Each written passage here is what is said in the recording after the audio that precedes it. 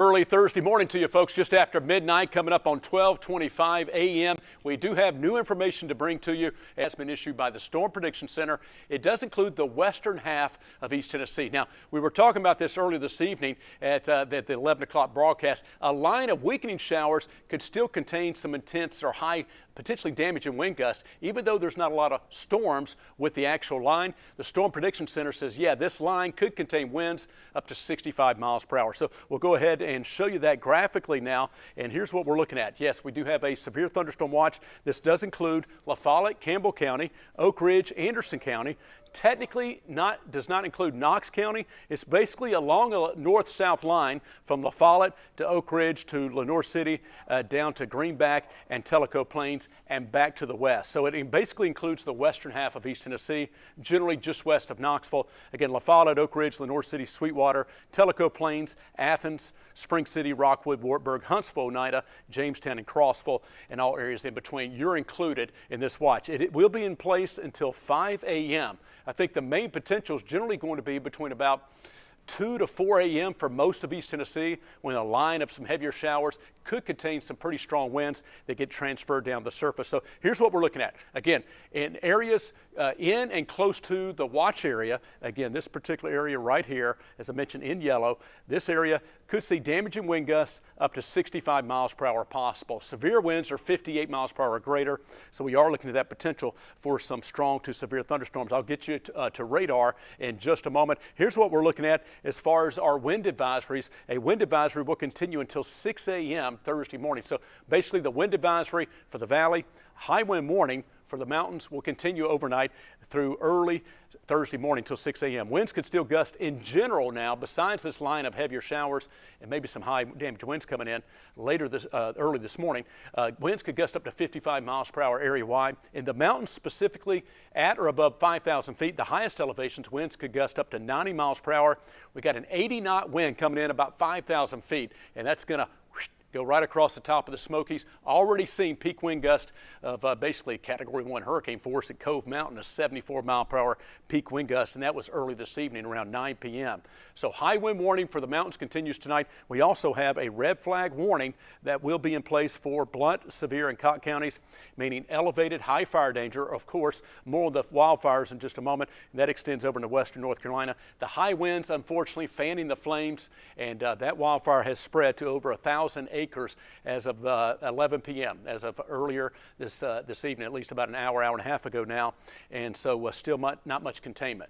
Need the rain and need the winds to die down and obviously the rain to come in, or both, to help that situation. All right, we'll get more on that in our Futurecast coming up in just a moment. Here's a look at our Parkway camera in Sevierville. Now, I'll go ahead and point out we did see some signs of smoke that were coming. Doesn't mean there's fire in the same area, but smoke is being transported from the wildfires off Wares Valley Road, approximately less than about 10 miles or so from this camera location. But some of that smoke was being transported near the Parkway here. We did see some emergency vehicles going southbound and toward the direction of the smoke and the fire. We don't have any confirmation other than just seeing some smoke off the side on our Parkway camera of any fire being nearby. So again, we're awaiting confirmation for that. We did see some smoke nearby. We'll continue to track that, but hopefully that's just some smoke that was being transported aloft and made it a good distance away from where the actual fires are. But just wanted to let you know that we are monitoring and tracking that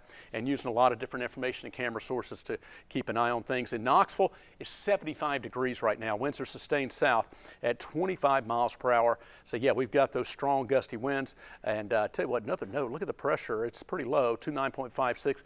An intense storm system with just strong winds in general. All right, let's get to radar. Here's what we're seeing right now. Again, this is the line of showers and some thunderstorms. The thunderstorms, as expected, are actually weakening a little bit, but the line of showers, here's what's going on. Up about 5,000 feet, that's where the strongest winds are. Low-level jet, and winds are probably about 80 to 90 miles per hour aloft, up about 5,000 feet. If you get heavy rain coming down, it could transport some of those strong winds aloft closer to the surface where we all live. So that's the concern. Those heavier showers could transport some of those very strong winds, maybe up to 65 miles per hour, down close to the surface, and certainly cause some tree damage and potential power outages with power lines down. Hopefully not. That's the concern.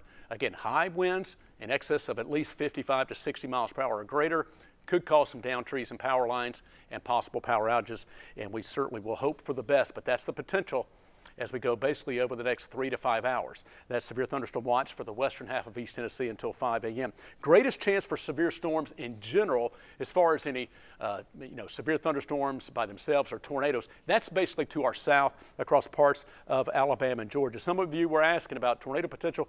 Not really expecting any of that. What we're looking at is just the high straight line damaging winds in general. That's the potential that could cause some damage, though. So that's why we have a severe thunderstorm watch for the western half of our region. I'll recap some of that coming up in a moment. Matter of fact, there's the look at the watch that we have in place right now. Again, it is technically just west of Knoxville. It's the western half of East Tennessee right here. It does include, as I mentioned, La Follette, down to Oak Ridge, Lenoir City, and Tellico Plains, and back to the west. So it includes the Cumberland Plateau and the western half of East Tennessee in the valley. And again, the tornado watch, that kind of gives you an idea of what's expected a little bit, right? The tornado watch in red means there is a chance for tornadoes in Alabama and Georgia. So we have a yellow severe thunderstorm watch. That means more of severe thunderstorm type winds in excess of 60 miles per hour. So that's what we're looking at as far as that goes. And as I mentioned, the wind advisory, high wind warning is going to continue till 6 a.m. So here's what we got. Notice this is the kind of an example of the low-level jet ahead of the main line that's coming right up into the mountains and coming directionally from the south, and then more strong gusty winds. Within the line of showers themselves, the actual cold front just now into West Tennessee, so far back to our west, have a little bit more of what's called a squall line that's coming in, example of what we're seeing with this particular feature that's coming into portions of Middle Tennessee right now. So that's what we're looking at with that feature. Again, the squall line itself is going to continue to make its way from Middle Tennessee across the plateau, and just kind of highlight that right there. So that's the feature that's well ahead of the cold front that's bringing that potential for the showers and storms. Here's a look at current wind gusts. Right now, we're still looking at some very strong wind gusts. Knoxville and Maryville, 44 mile per hour wind gusts. So again, it's going to stay windy for much of the night. That wind advisory, high wind warning till 6 a.m. Was mentioning earlier we needed to get to at least 4 a.m. once the heavier showers move in with those high winds and then move on through. I think our winds will start to relax after 4 a.m. May take a little bit longer in eastern areas, but we're going to still see these strong wind gusts for at least probably the next 3 or 4 hours, and perhaps longer in some areas. So these high winds continue. Again, that's what we're looking at for Knoxville and Maryville.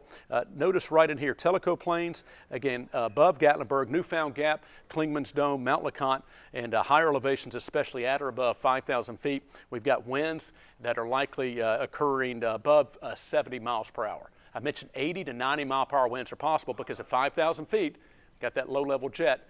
That's it's confirmed. That's 80 knots. That's what's actually coming in.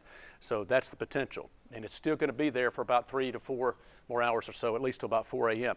More strong winds up on the northern plateau. These are current wind gusts. But I mean, look at this. The lowest wind gust I see is Dandridge at 17 mile per hour gust. Everybody else is pretty much in the 30s and 40s. And some strong wind gusts, and even higher, of course, in the mountains. So that's what we're looking at with the wind gusts. Here's a look at our forecast wind gusts going forward. Again, as we let me back this up just a little bit. Here we are at 12:30 now, and this model has updated. So we're looking at. I'll tell you what, this may be slightly good news. It doesn't have it as high as it did earlier, but we are seeing some of the strongest winds that are starting to occur. And earlier, we were expecting that 1 a.m., 2 a.m., 3 a.m. time frame. Josh, you got some, can I just hold that and read that off? Josh Marler with me now. Is that just in? That's just in. Let's see, I just hit a button there, sorry. 1 acre brush fire forces mandatory evacuations for Gatlinburg neighborhoods, OMB Hills, and Hidden Hills. So this is some new information. Mandatory evacuations for other parts off Wares Valley Road, but now we have the same 1 acre brush fire, mandatory evacuations for Gatlinburg neighborhoods of OMB Hills and Hidden Hills. Emergency shelter has been established at the Gatlinburg American Legion building, located at 1222 East Parkway in Gatlinburg. So City of Gatlinburg has issued a mandatory evacuation specifically now for just 2 neighborhood areas right now, OMB Hills and Hidden Hills, due to a roughly 1 acre brush fire, which ignited shortly before midnight on Wednesday. due to down power lines. Actually, that's new information. Take that back. That's separate from the Wares Valley. This is brand new from down power lines. This is what we were a little bit concerned about due to the high winds that we're looking at right now.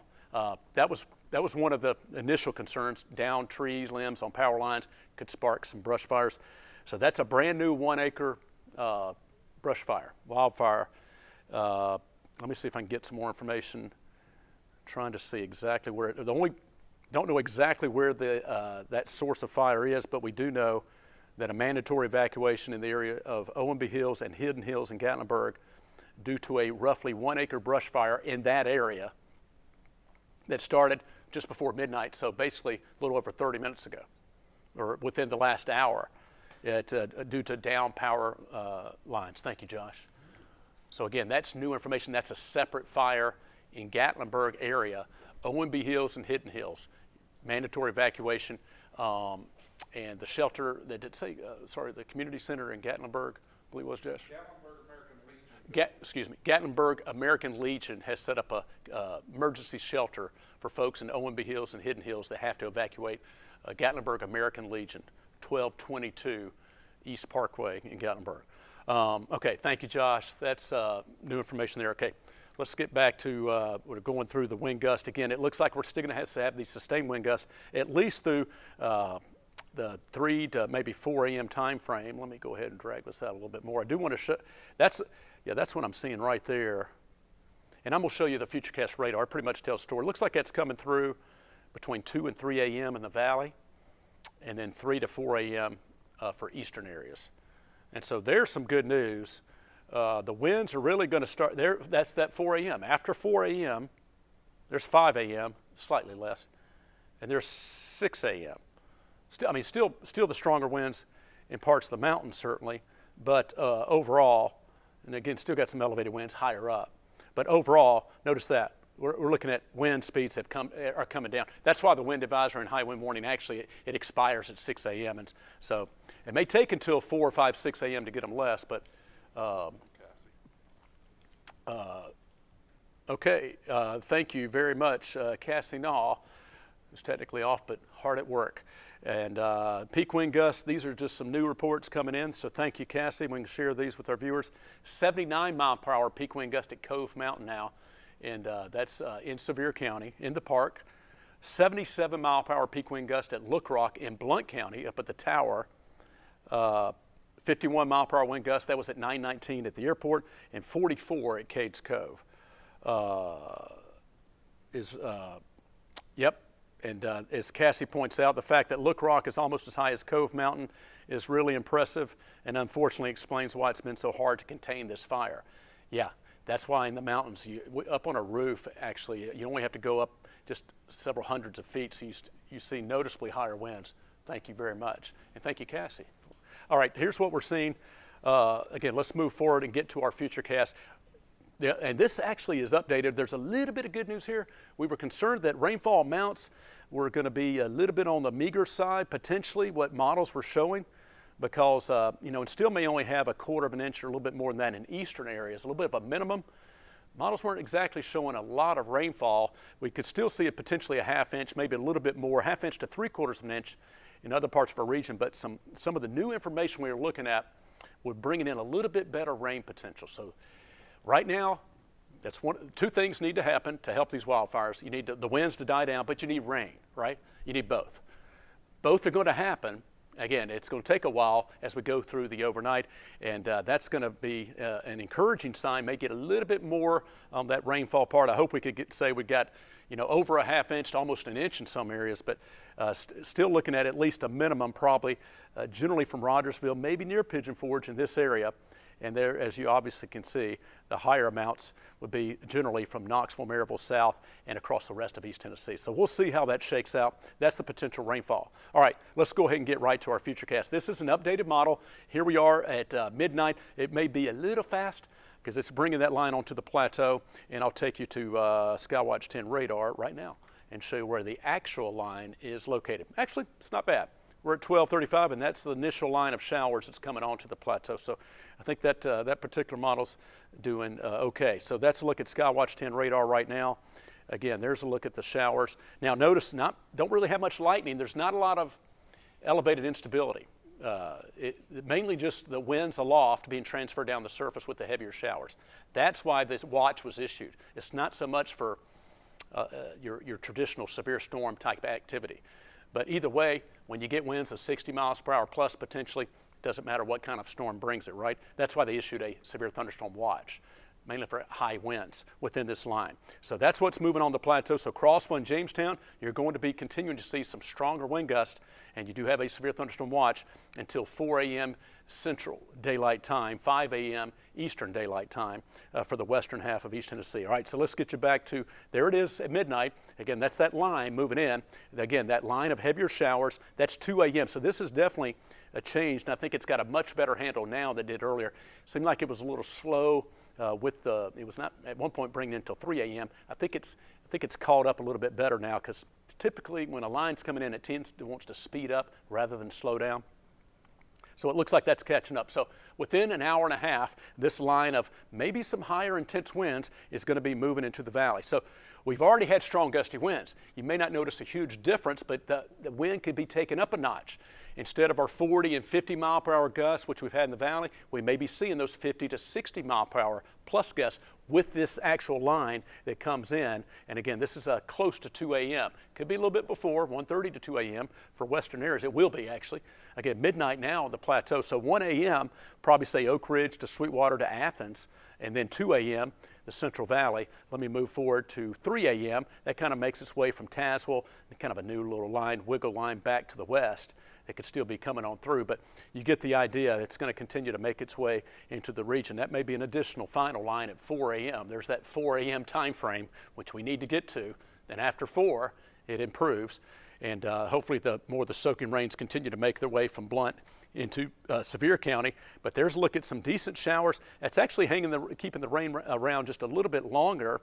It looks like it may take until about maybe 9 a.m. or so to taper off. Early we'd said around 7. So again, the rain is good news. Need the rain to help with the wildfires.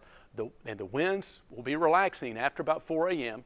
But between now and 4, maybe just after, we're still looking at some pretty strong winds and those lines of showers. I'm backing it up, going back to where we were. So there's, again, between now and 1 a.m., moving off the plateau and continuing to make its way into the Western Valley right here. Again, moving from Crossville to Huntsville, Wartburg, and Rockwood and Spring City. So if you're watching us, this is 2 a.m. actually, and so there's the initial line that's making its way in the valley. So that's the timing. Again, strong wind gusts are going to continue. Within this line, we could see a little bit more elevated winds, and then we'll finish walking this on through. After showers in about 9, maybe 10 a.m. in the morning, Thursday's going to be still going to be breezy tomorrow, but not as windy. Winds will probably be 20 to 25, maybe 30 miles per hour, still breezy, but not as windy as what we saw today. But that's why we need the rain to help put out some of the wildfires, because the winds will still be breezy tomorrow. And it takes a while. Even if you get rain, you still have some hot embers that can still be some hot spots. So hopefully that rain tonight's going to help, but we'll still have breezy winds tomorrow that could help to flare that back up. Hopefully not, but that's why we need all the rain we can get. Now, there's going to be some high winds with the rain, but we need all the rain we can get for right now. Some good news I want to mention as well. Next week, another good rainy system later Tuesday night and Wednesday for more beneficial rainfall after we cool down this weekend. That's into next week, and we'll look ahead to that more in a moment. It's 75 degrees in Knoxville right now, and there's a look at the very warm temperatures that continue. There you see the temperature contrast also. Notice how it's starting to cool down the 30s and 40s. We do have some chilly air that will be coming our way. Once this system kind of moves out later Thursday, it will be much cooler on Friday, and seasonally cool in the 60s this weekend. So there's what we're looking at. There's our 3 a.m. time frame. Still some lingering showers early in the morning. Another little batch of some spotty light rain. Believe it or not, the mountains could see light snow showers late Thursday night, early Friday morning. Then Friday is dry and cooler. All right, so here's what we're looking at tonight. Wind advisory till 6. The showers will be developing now the next few hours. Those winds out of the south, again, some 20 to 30 miles per hour, gusting up to 50 miles per hour plus. And again, there's that wind advisory, as I mentioned. That's going to continue until 6 a.m. Look at the low tonight, only around 59 degrees, near 60. So it's going to stay warm. Maybe to keep that ceiling fan and our air conditioning on.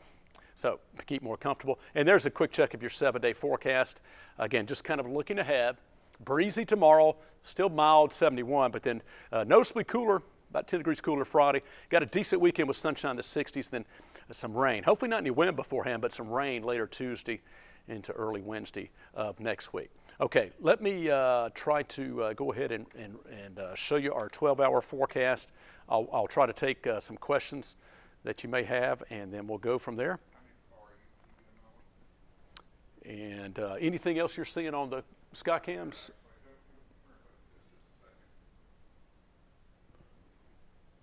That's fine, Josh. Let me, okay, and yes, as Josh Marler gave me that information, as folks are just tuning in, I do want to mention this is kind of a little bit of more of brand new information, a little bit of an urgency. If you live in OMB Hills and Hidden Hills in Gatlinburg, mandatory evacuations have been issued by the city of Gatlinburg for a brand new fire that was sparked by down power lines from some wind damage just before midnight tonight. So less than an hour ago, a new fire, it's a 1-acre brush fire, kind of wildfire, in Gatlinburg, and for specifically mandatory evacuations for the neighborhoods of OMB Hills and Hidden Hills.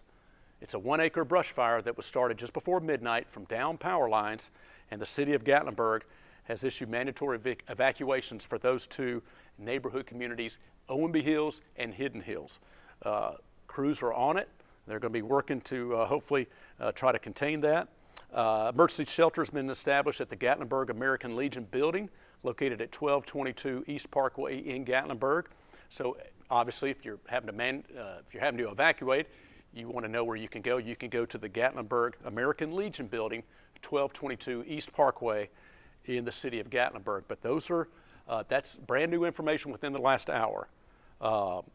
And by the way, for those in Sevier County, if you want to have more information, we have this on our Facebook page, on our website, WBR.com. You get all the latest info there. Cole Sullivan also is on our beat reporter that's going to be on the scene. You can follow at Cole Sullivan, WBIR. And for more information in Gatlinburg, you can go to gatlinburgtn.gov. For more information for the emergency shelter and the latest information in Gatlinburg. That's gatlinburgtn.gov for more information there, and take you to their city's social media pages and Facebook and Twitter. Also more information with the city of Gatlinburg. So lots of ways to get that new info. All right, let me see if I can take any questions. Thank you for your patience. I'll try to go back and answer as many as I can. And by the way, there you see what you're looking at right here. You may see a lightning bolt. Don't know how much storms we're going to see with these showers, but mainly the heavier showers and the gusty winds between 1 a.m. and 3 a.m. That's what's going to be developing. Again, there's the rain through at least 9 a.m., and there you see the improving conditions. That's a little bit of old information. Cove Mountain now has a 79-mile-per-hour peak wind gust. Here's the new information we started off on our Facebook Live showing you. A severe thunderstorm watch has been issued for the western half of East Tennessee until 5 a.m. Damaging wind gusts up to 65 miles per hour possible. And so that's the information there. We have the high wind warning until 6 a.m., the wind advisory until 6 a.m., and the red flag warning until 6 a.m. for the mountains. So you kind of get the idea. There's that 4 to 6 a.m. This is a live view from our Parkway camera in Sevierville. And I haven't forgot about you folks. I'm just getting updated information for folks just tuning in. I'm going to leave it on radar right here, and I'll go back to the Futurecast coming up. Line of showers, strong gusty winds moving on to the plateau right now. So here's the line. It's going to be moving off the plateau and into the valley basically between right now and 2 a.m. So basically about a little over an hour, hour and a half, it will be moving into the valley. And that's when we could see some high focus winds. High winds in Greenville, Tennessee, yeah, I'm sure you've got the strong gusty winds in Greene County, no doubt. The wind is so bad here in Oak Ridge, just had a tree fall, says Mark Kaufman. Well, it's sorry to hear that, Mark. Thank you for the updated info. Newport wind gust. Let me show you the latest wind gust. Again, they've been gusting 30, 40, 50 miles per hour all over. But we'll show you the current wind gust for the Newport area. It says 24 mile per hour gust, but again, certainly higher than that, certainly as you get closer to the mountains, where an elevated area is going to be very much higher. We've got 44 mile per hour wind gusts right now from Knoxville down to Maryville. Any rotation threats to storms? No. It's mainly, for the most part, it's not zero, but for the most part, it's damage and wind gusts, straight line. And it's a linear line, north-south line of some potentially strong winds within the line of showers. So we're not really talking about any rotation storms, a lot of severe storms themselves. It's mainly the line that we're talking about. In other words, the strongest winds are aloft, up about 5,000 feet. If you get heavy rain, it could transport for some of that high winds aloft down to the surface. So that's specifically what we're talking about. Some high winds with the showers. Just strong, potentially damaging winds. Keep in mind, we've had high winds over 50 miles per hour, and it's been some stars out. It's been totally dry, so it's just the strong pressure gradient wind ahead of this line. Now that we got some rain coming in with the actual line, rain showers help to focus the wind energy within the line itself. So that's why they issued a severe thunderstorm watch for potential severe winds. Not necessarily a thunderstorm severe winds, but severe winds in general of 58 miles per hour or higher. So that's what we're looking at. That's 2 a.m., 3 a.m., 4 a.m. So again, some of these heavier showers could contain some potentially damaging wind gusts. That's a look at what we're looking at. Yeah, Amber says, hope I'm in deep sleep before it hits. Yeah, amen to that. Let's see, trees down on Sevierville Road in Maryville, Tennessee. Josh? Heads up on that. Limbs falling on the hill.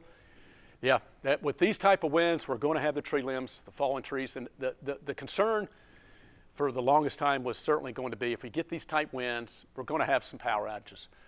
And when you have trees, limbs coming down, you can have power outages. When you have power lines coming down, and a lot of high winds, you can have sparking going on. That's why some parts of Sevier County actually had the power cut off. Perhaps yours was, because the idea, the thinking there was if you cut the power off, then it can't spark if the power lines come down from tree damage for a limited or specific period of time, for a range of time. So that's why some of the power was actually cut off as a preemptive measure to try to avoid sparking and brush fires being created from power lines coming down. Any update on the fires? Yeah, we just gave an update of a new 1-acre brush fire in Gatlinburg. And for the communities of Owenby Hills and Hidden Hills, mandatory evacuations for those two communities in Gatlinburg, Owenby Hills and Hidden Hills specifically. That's that was caused by a down power line. So that's new information within Gatlinburg. The other, over 1,000-acre fire, and if I said 1 acre earlier, I apologize, in Wears Valley. A new 1-acre fire, small in general, is in Gatlinburg. That was just before midnight. The existing Wears Valley Road fire is up over 1,000 acres. It was about 250 early this evening, and at 11 o'clock tonight, it was around 1,000 with 0% containment still. Now, hopefully that's changed some, but until the winds relax and until we get rain, it may not change a whole lot. Firefighters, volunteers, do an extraordinary effort. They're working basically the whole night, so keep them in your thoughts and prayers. There's people actually out there, battling it, trying to keep us safe and protected until the winds relax and until the rain comes. That's what's going on right now in Sevier County as firefighters are yeoman's work trying to keep us safe. Let's see. Much stronger than 41 in Farragut. I'm not sure if somebody else said 41. We had a 51 in Knoxville. Any updates on the fire in Andersonville? I do not have a more recent update. 1 second, I'll try to get that for you.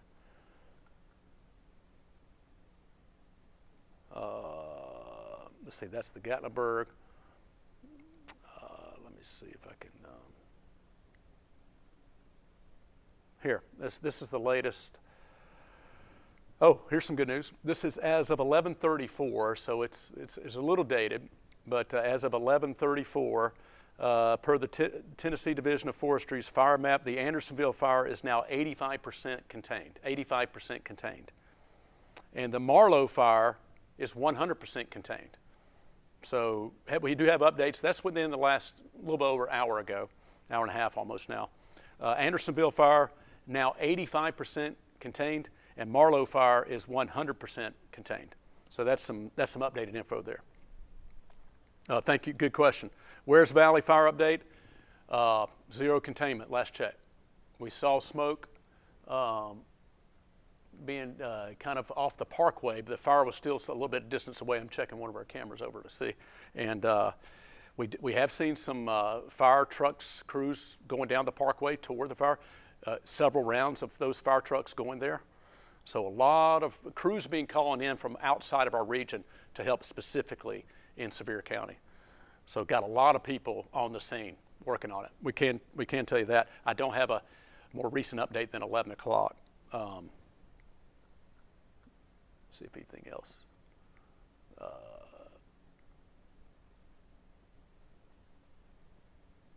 Trying to see if I do have anything. The Gatlinburg 1 acre new fire is the more recent info that happened just before midnight. That's a separate fire. It's 1 acre, small in comparison to the Wares Valley, but the winds are blowing. So we've got to, we got to hope for the best, obviously, in that one as well. Any fires in Harriman, I don't have any information on that. The wind in Pigeon Forge sounds like a freight train. Yeah, I know. Even here in North Knoxville, stepped out, back around the newscast time, and the roar of the winds. And it was not really at a parking lot surface level. It was just at a rooftop and just a little bit higher than the ground level. You could hear the trees, the wind roaring through. So I know what you're saying. Yeah, it's that low-level jet that's about 80 to 90 miles per hour. You only have to go up several thousand feet in the atmosphere off the ground level, above ground level, and that's what we're seeing. So no wonder. Yeah, that's what we're looking at. That's the actual type of winds that are coming through the mountains, especially 5,000 feet and higher. Rain starting soon, almost within the hour. Yeah, here's what we're looking. I've kept it on radar right here. Yeah, here's the rain. Some of this activity ahead of it. This is not reaching the ground. This is where you see the yellow and orange. Yeah, definitely need that. And here's a look at our high-res model. It brings it in between right now and 2 a.m. into parts of the valley. Still, but here's the issue. You do see a few waves running out ahead of it, but the main line, it still may take 3 to 4 a.m. for some of our eastern areas to see a little bit more of the rain. So it's just a computer model forecast. I think they tend to speed up. The one good news, some of the rainfall amounts that it was bringing in was a little bit higher than earlier. Earlier, still a minimum in upper East Tennessee of maybe 1/4 inch or less, but we had a 1/2 inch to 3/4 inch, and so this area in general has expanded a little bit more. But notice we'd like that to fill in. We'd love for everybody to get over 1/2 inch or at least 3/4 inch, and maybe even 1 inch in some cases. Some of the latest guidance was a little bit more. We'll take all the rain we can get, as certainly that's going to help. Carolyn Cody said there's a fire on Hall's Top as well. Can you be a little bit more specific where that's located? And we had a map in our newscast. There's a number of smaller brush fires. The Wares Valley one was the biggest one, obviously, but there was a number of different ones. But Carolyn, if you can kind of identify specifically Hall's Top, I don't know if that's exactly where Rocky Top or something. I appreciate it. Yes, Katina, you also said, yeah, fire on Hall's Top. If you could tell us exactly where that is. I'm not familiar with exactly where that is. Is Foothills Parkway on fire in Blount County side? No, we don't have any information of that, no. Okay, high winds in Seymour, let's see. Evacuating to Wares Farm Park, okay. Alcoa. Oh, okay. It is. Okay. Thank you. Don't have any information on Cleveland, Tennessee fire. Gatlinburg has been now. Here's the only specific neighborhoods in Gatlinburg: OMB Hills and Hidden Hills specifically. So not all of Gatlinburg, just within the city of Gatlinburg. Those two neighborhoods, OMB Hills and Hidden Hills specifically, have mandatory evacuations.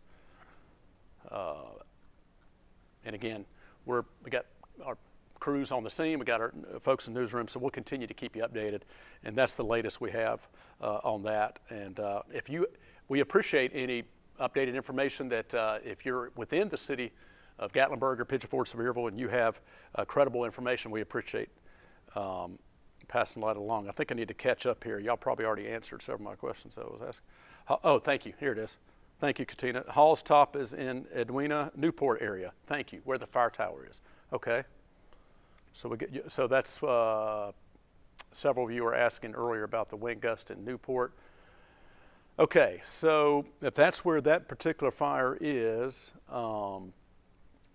we are looking at the winds are coming straight out of the south, moving due north. So if it's in the Edwina area in Newport, the fire tower, okay, winds are basically being transported, toward the Newport Bobby direction coming up from the mountains. From Cole. Is that from Cole? Yeah. Okay. Okay. Cole Sullivan, which I'm going to go ahead and give you his Twitter email. We got a reporter, beat reporter on the scene that's in Sevier County from Pigeon Forge to Gatlinburg, @Cole_SULL. Cole Sullivan. You can search it on Twitter too. Highly recommend following Cole. He's going to be on top of it. And here's his information, the latest from Cole right here. The fire is in the area near Gatlinburg Pittman High School. I've circled the approximate area in red. I'm going to click on that. See if it'll take me to that, Josh. Okay. Give me a half second. You can pan it. Yeah, that's why they said Hidden Hills. There we go. The Hidden Hills neighborhood and OMB Hills are specifically within there. It was 1 acre at the time. It's going to be in this area right here. Okay. Oh, yeah, thank you. Here. Thank you, Josh. Let me go, tell you what. Between Gatlinburg and Pittman Center. Absolutely. Let me do this. Let me go over, let me go up to our radar view. 1 second.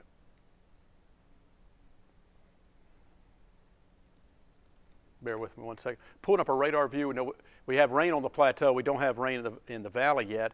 What you're looking at right here is the smoke plume. Since I can get this thing to work.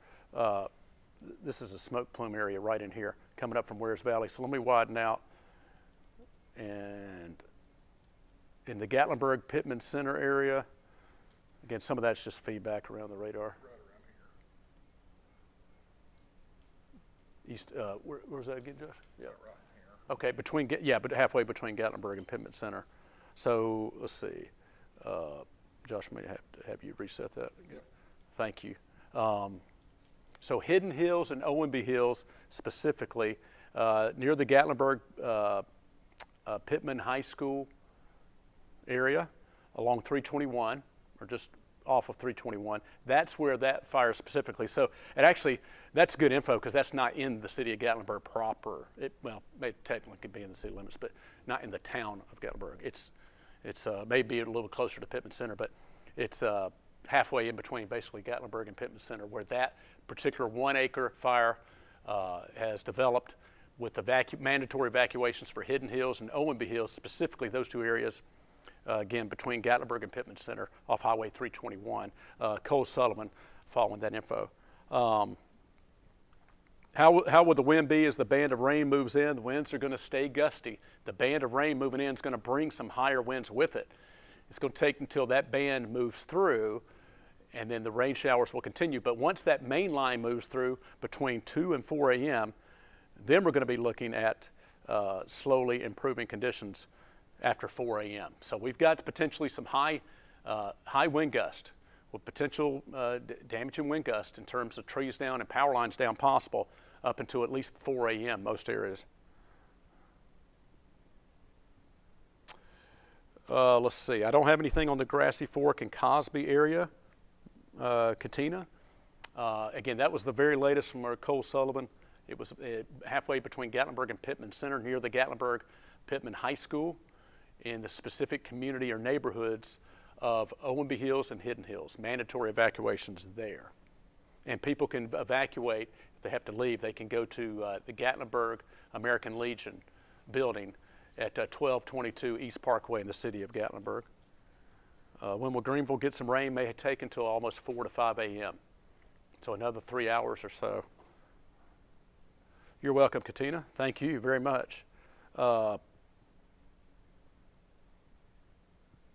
let's see, I'm just going back through the power came back on at Blunt, says Cindy. That's good news. Some of you probably, I know Beth Haynes had mentioned earlier when she went home, the power's been flickering off and on. And so several others have, we've had a few power kind of flashes, so we have a backup generator here at Channel 10. But Maryville got very strong extreme winds, says Ryan.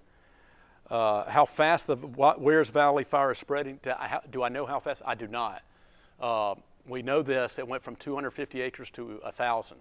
So it spread about 4 times between roughly 4 p.m. to 11 p.m., roughly. Just what we know of how fast it spread, or during that time frame. We don't have updated, I don't have an updated info since that 11 o'clock. Let me see, I do have some information. Bear with me while I read it, coming in from our, well, this is back at 11 o'clock. Okay, I mentioned the Andersonville fire is now 85% contained, so that's over 80%. That's improved just in the last little bit. And the Marlow fire is 100% contained, so I think we can take that as contained or fully put out in the Marlow area. Those two, I do have updates on that. So that's all I have on the, let's see. Oh, I do have Cole put out the, okay, this is for the Sevier County brush fire. Let's see. Just looking it over here. They've highlighted. Okay, I see what, yeah. That's for the Wears Valley, the highlighted area, so what they're looking at. Okay, let me see if there's any more of the questions. Sevierville wind is loud and very strong over on Veterans Drive near Dollywood. Yeah, and we're, matter of fact, I can show you, we've got our live Parkway camera in Sevierville, and we've been monitoring this. Josh Marlar and I actually even saw, it got our attention, to be honest with you. We saw some smoke that was coming in, some bands, but keep in mind the winds are very strong, so apparently that was transporting the smoke from a distance, a little ways off, closer to the Parkway, and you can see, I'll take my air off, that's a live look, just you can kind of see the camera just kind of jogging or bouncing up and down right there. That's a live view. Let's see, there's that flagpole still making it so far, Josh? We've been watching this flagpole that it may not make it. Anyway, just side note. Gusty winds continues across the region. Let me see. Yeah, for folks with garbage cans or any loose objects outside, probably a good idea to secure those. I know it's 107 here if you haven't already. You may retrieve it in a few houses down in the morning because the winds are certainly pretty strong area-wide. Gibbs area, strong winds. Strong winds don't turn into tornadoes. No, different animal, different thing. These are strong winds aloft coming down the surface as opposed to your rotating storms. Not really dealing with that here in East Tennessee. Thankfully, they have had strong to severe storms to our south in Alabama and Georgia, and that's where the primary severe thunderstorm risk is. We have a high wind risk, and that's why it's a severe thunderstorm watch, but it's really for severe winds as opposed to individual storms, if that makes sense. It's a line of strong winds with the heavier showers coming in. And so let me take you back to what we're looking at. And by the way, it's 75 degrees in Knoxville right now, still quite warm indeed.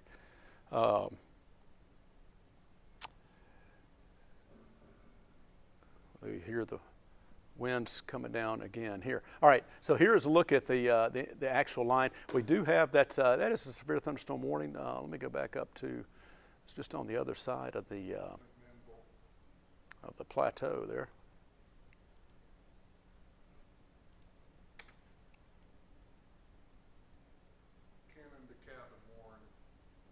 What's that, Josh? I'm sorry. Oh, thank you. Yeah, let me go back over to my chat. Yes.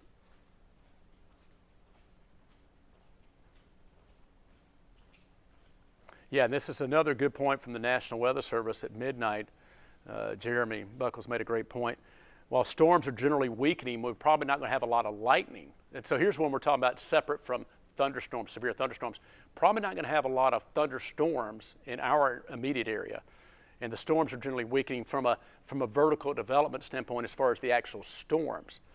It's still going to be a line of those heavier showers that those higher winds aloft can transfer down the surface. So that's the difference of what we're looking at. Sometimes we are talking about within a line of some strong cells, et cetera, but that's not really the case with this particular line. It's just strong winds aloft that could come down. Damaging winds of over 60 miles per hour. So if you're just joining us, just to give a little bit of a recap, severe thunderstorm watch until 5 a.m. for the western half of our region. And again, damaging wind gusts up to 65 miles per hour possible. We still have that high wind warning and wind advisory till 6 a.m., as we mentioned. And again, the bigger picture is the current wind gust continuing. Wow, look at that. Let me go and see if that. We have another way to kind of see what's actually peak wind gust. This is showing 53 mile per hour wind gust and 110. And our models did a good job of showing that earlier. This is right about this time. That hasn't updated yet, but that's new info. That's probably just coming in at 1 a.m. showing a peak wind gust of 53 miles per hour in Knoxville. So if it's doing that in Knoxville, then it's much more than that up in the mountains. Again, potential wind gusts up in the mountains above 5,000 feet could be in excess of 80 miles per hour, could be up to 90 miles per hour possible. Because at 5,000 feet, models were actually showing and confirming 80 knot winds, which translates to 85, 90 mile per hour winds. How are the people, let's see, I can show you that, sorry, yeah, I'll go ahead. Let's see, this is probably updated. Well, actually hasn't changed much. This is the severe potential, and look how it really, changes. The spirit of what it's showing is there is certainly a high significant risk. And they have had tornado warnings. I don't know exactly how much damage they've seen, but they have had a number of warnings in Mississippi and Alabama. So that's the area in red. That's a level 4 out of 5 significant. And then the enhanced area, the likely area right here from Kentucky, Nashville down into Alabama. Again, that's a level 3 out of 5. Then you do have the yellow area that comes to Knoxville. This is elevated, slight risk area, a level 2 out of 5. Then the marginal is a level 1 out of 5 possible for the eastern half of our region. So the further, basically north and east you go from Alabama up in East Tennessee, the chances for severe weather are much less. They're much higher the further south and west you go from Tennessee into Alabama. So that's the very latest on that, as far as the severe potential. But it's a little bit of at this point, it's not directly related to what we're talking about, because we're looking at more of a line of showers without much lightning that could still have some severe winds as opposed to individual storms, as far as what we're concerned. So that's what we're looking at right here. And again, zooming on in, here's the latest on radar. There's a look at, go back, let me pan back over. There's that severe thunderstorm warning for McMinnville. So within the line, and now here's the other thing. Yes, we have a watch. What's a watch? That means severe weather is possible in and close to the watch area for a set amount of time. Usually it's a 4 to 6 hour period of time. So it's until 5 a.m. It's the western half of East Tennessee. In and close to that watch area, there's a possibility of severe weather. Doesn't mean it's going to happen, or it doesn't mean it is happening. It just means it's possible. A watch. Be on the lookout within that area over that period of time. When you have an individual warning issued, that means take action. It's imminent or about to happen or is happening. So when there's a warning, that's when you take cover. If there's a severe thunderstorm or any other type of severe weather warning, you take action.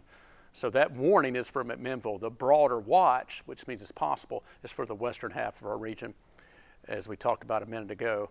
That includes Jamestown, Crossville, Tellico Plains, just west of Knoxville, North City, Oak Ridge, does include Sweetwater up to La Follette. So that's where we have, and here's the line that I'm looking at. It's just east of Murfreesboro, past Lebanon, Smithfield, McMinnville. This is the line that could contain some of these stronger winds within it. Notice there's not any, I don't see any lightning. That's what we're looking at. So it's not really your vertical storm development. It's just some strong winds aloft with the heavier showers that are possible coming on down. Bear with me a second while I look at a couple different radar views. Don't really see much there, so just wanted to sample that, check it out. So here's what we're looking at going forward. Again, that line is on the plateau now, and here we are after 1 a.m. That will continue to move off the plateau into the valley within the hour, within the next 45 minutes. Okay, no tornado warning, just a possibility of severe winds of 60 miles per hour or greater, damaging wind gusts. When we talk about straight line winds, just in a straight line, kind of like inhale and exhale, as winds just are blown out in a straight line, as opposed to rotation, which is like a tornado. So looking at more of your straight line winds potential. No hail with these storms, no. It's because we're not really getting the severe thunderstorm structure. Again, it's more of a line of showers with some higher winds aloft coming down. I have not heard about the fire in Middlesboro, Kentucky. Vicki, we'll certainly pass that along if we do have any more. If we have any more info on that, let me go to a different source I have. Check out Kentucky. I don't see any information on that, but we'll pass that along if we do see anything that comes across there.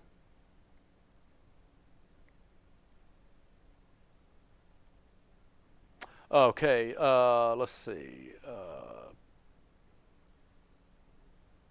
Yep, clouds looked red here in Pigeon Forge from the glow of the fire. One of our reporters at 11 o'clock, there was kind of an orangish glow in the background, and the fire was, yeah, it was still ongoing in Wares Valley, and you could, when we got the information that it spread to over 1,000 acres, you could see why, because we've seen some photos and showed some video and pictures that, yeah, that's why we were concerned with the wind, the way it was until we get the rain. All right, so let's see. That's funny, Corey. Blowing hard from the south in Florida, warm air. That's right. Temperature's still in the 70s right now. Winds are going to hit Knoxville about 2 a.m. Yeah, Douglas Dam, a lot of high winds there. Let's see. Pigeon Forge winds very high. Fire trucks coming in from everywhere, says Stephen.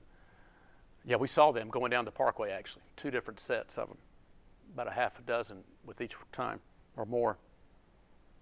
Sirens haven't stopped for hours. So a lot of crews are being called. Again, they want to stop the spread, try to contain, at least halt any advancement, protect, homes and structures, etc.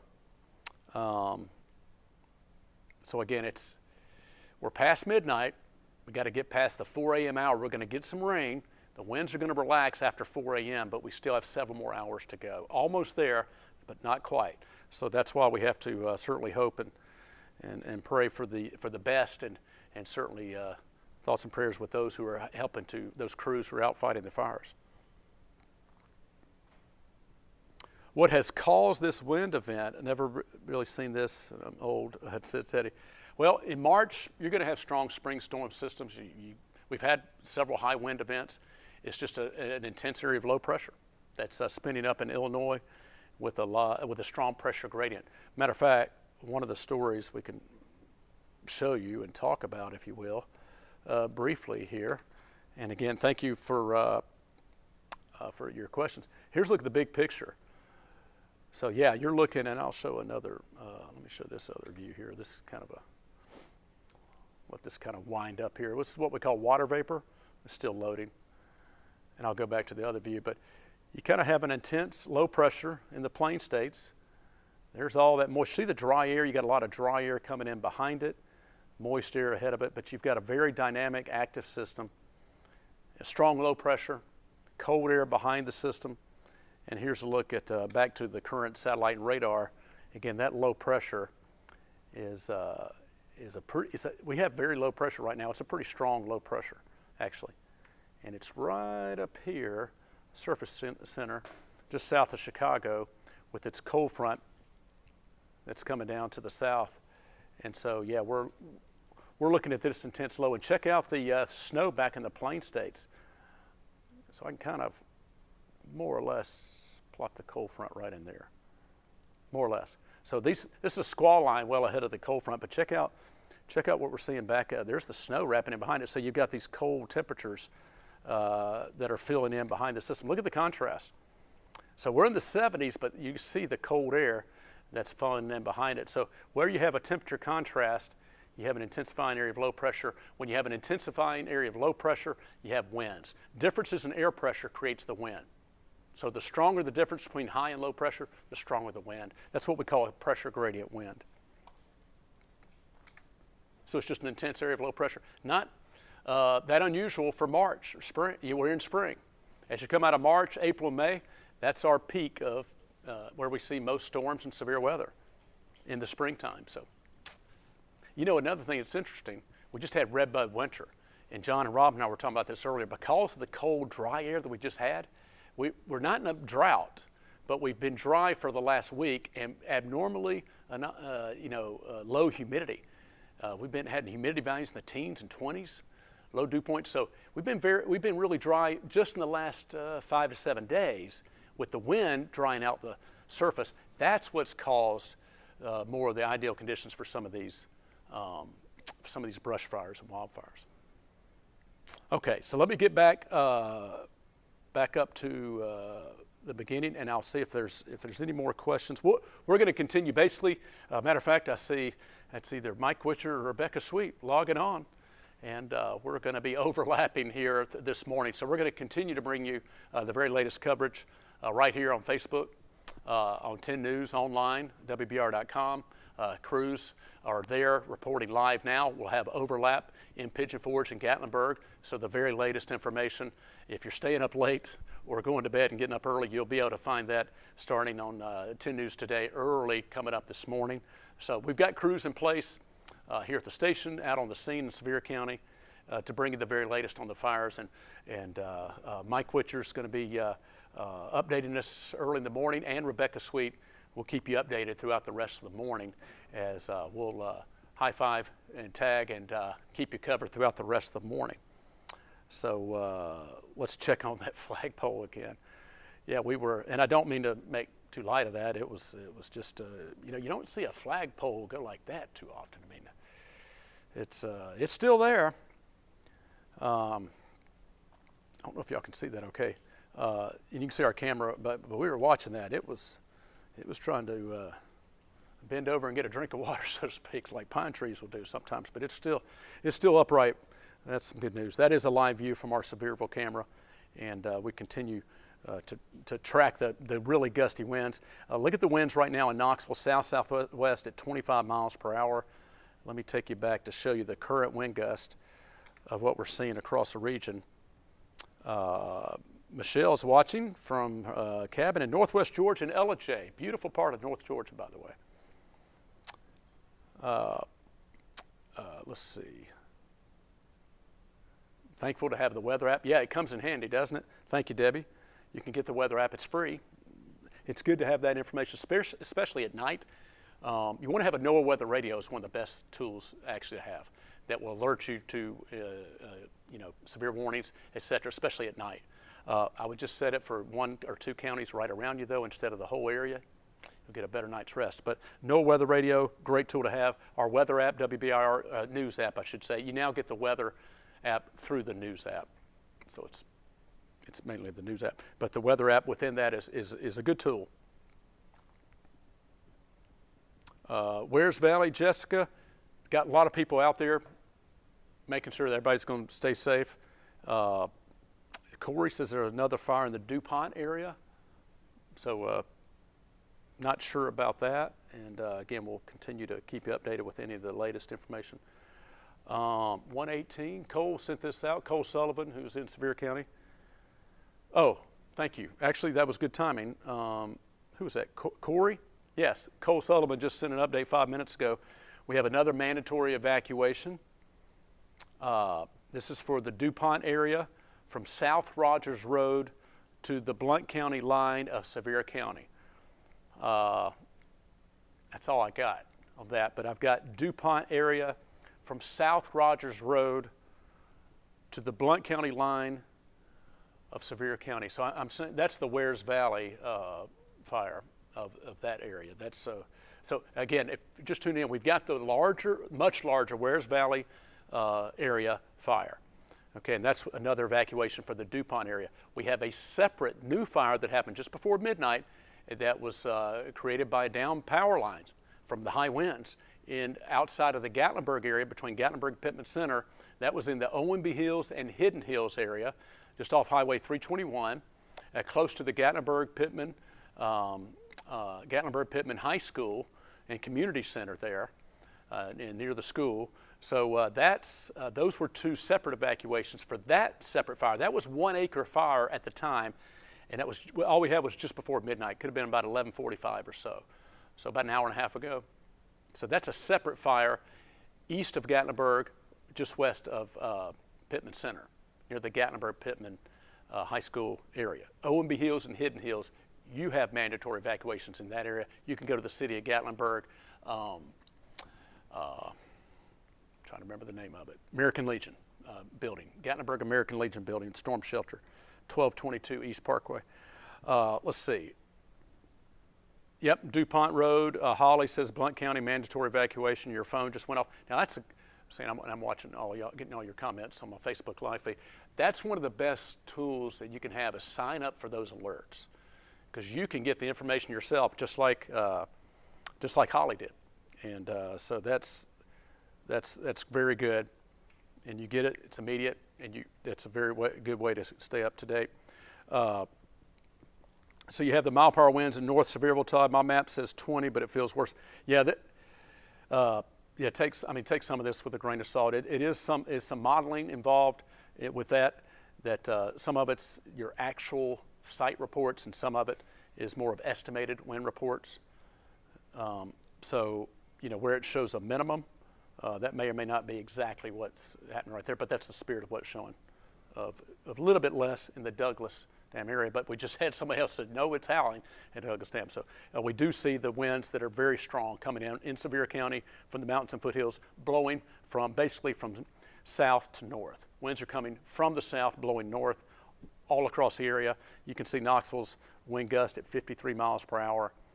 Here's a look at a Futurecast timeline right up here. Notice when we see just past 4 a.m., 5 a.m., 6 a.m., no, by that time, while they're still blowing pretty strong in the mountains, they're less most other areas. Has the fire crossed over 321 on the Dollar Tree side? Says Rachel, I don't know. I don't know. I appreciate other folks. You may be tied in locally and seeing any lightning on the map now. We didn't. We're not expecting much lightning or thunderstorms with this line of showers. It's a weakening line that doesn't have a lot of convection with it, but it does have a lot of wind. So there's more than one ways to get severe winds, multiple ways. So that's what we're seeing. Let me go back to radar. That's a good question.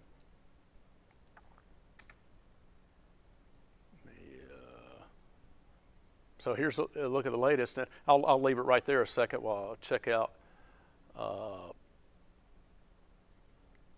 Okay, here's a little bit more new information for Gatlinburg area. This is from the city of Gatlinburg. They are opening up the Gatlinburg Convention Center as a new emergency shelter for the city. So in addition to the American Legion building, the actual Gatlinburg Convention Center is now a location for a new emergency shelter. So if you have to evacuate, if you're evacuating now, or if you get an evacuation, mandatory evacuation order in and around Gatlinburg and that part of Sevier County, Gatlinburg is opening up the Gatlinburg Convention Center as an emergency shelter, in the city. So that's some new information there. Owenby Hills and Hidden Hills are continuing mandatory evacuation. Approximate 1 acre brush fire ignited shortly before midnight on Wednesday, March 30th, due to down power lines. So that's that fire that was east of Gatlinburg, just west of Pittman Center.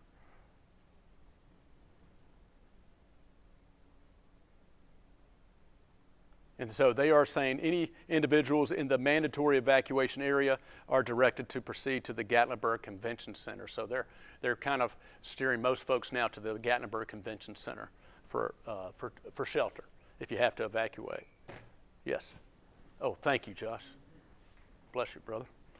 It's about time for a drink of water, so I'll try to take more of your questions as well. Very high winds, no rain in Wartburg, not yet.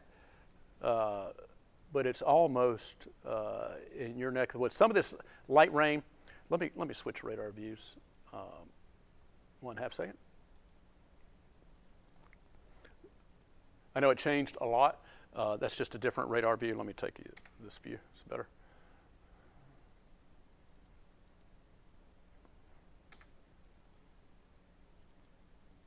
Okay,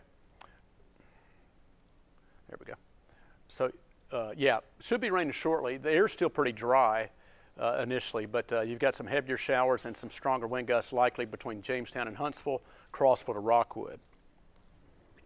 The Blount County schools will be closed tomorrow, Blount County. Blount County. All Blount County schools. Was Sevier, I want to make sure it's right. Sevier County was closed, I believe. Sevier County was closed Already. earlier. All right. Blount just announced. Is this all Blount County? All of Blount County. Just making sure. Not including Maryville and Alcoa, though. Okay, right. I knew that's the tricky part. Want to make sure. All right, Blount County schools, not including Alcoa and Maryville City schools, correct? Correct. So make sure I don't have to take a vacation tomorrow. Forget it. Just teasing. Blount County schools, BCS, will be closed Thursday, March 31st, 2022, due to downed trees, numerous power outages, and weather-related issues. So Blount County schools, Correct. not including Maryville and Alcoa. Thank you, Josh. Josh Marler, excellent. Co-worker, friend, and meteorologist. All right. How far away is Greenback from the evacuation zone? Oh, far. I mean, yeah. Here's Gatlinburg, and Greenback's over here in southeast Loudoun County. So yeah, you're several counties removed there.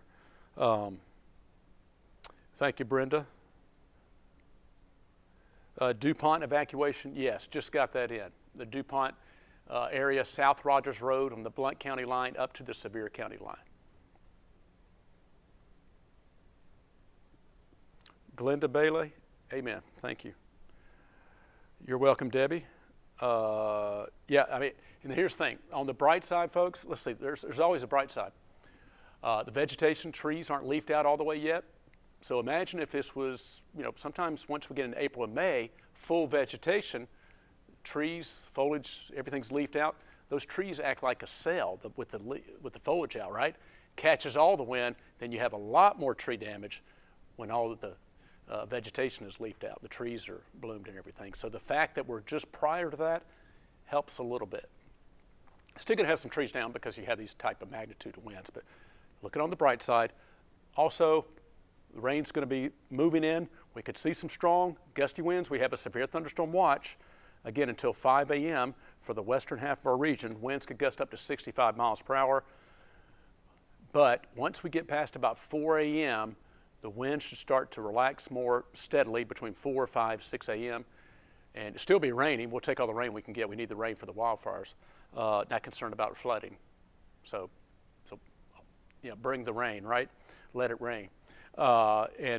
Storm potential, not so much that, but there will be a chance for some severe winds within the line of showers. So that's what we're looking at. And the high wind warning, wind advisory continues until 6 a.m.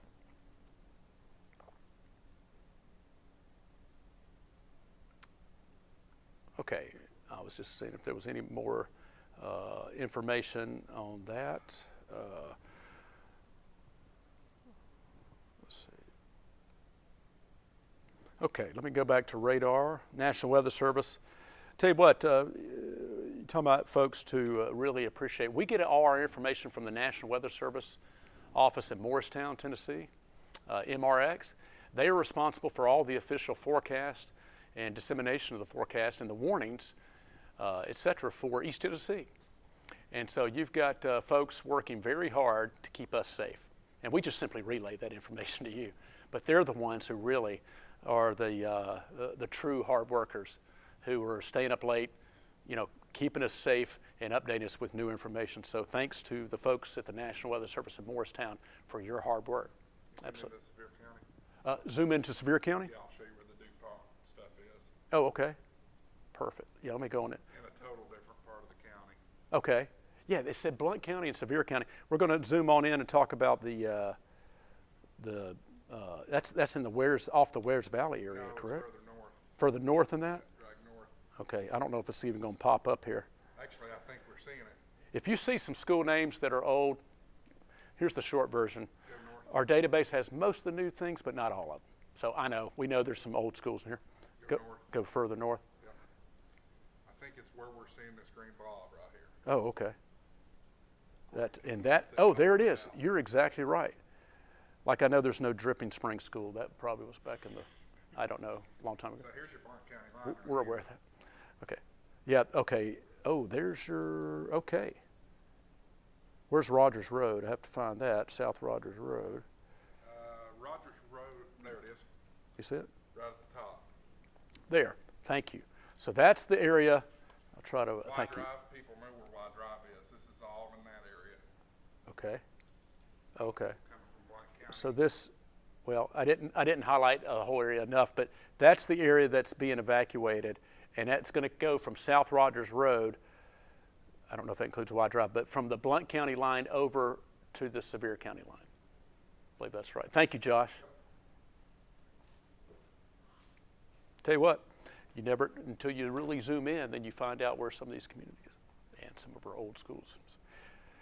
Here's a look at rainfall potential. It could be a 1/2 inch to 3/4 inch across many areas. The more, the better to help with the wildfires. There will be a less rainfall, not as much, maybe 1/4 to 1/2 inch in general across upper East Tennessee. Some models earlier were showing less than 1/4 inch, which it's still going to be breezy tomorrow. So some of that, if you only get that much, it wouldn't really go a long way. And the winds kick back up. It won't be as windy tomorrow, but it will still be breezy.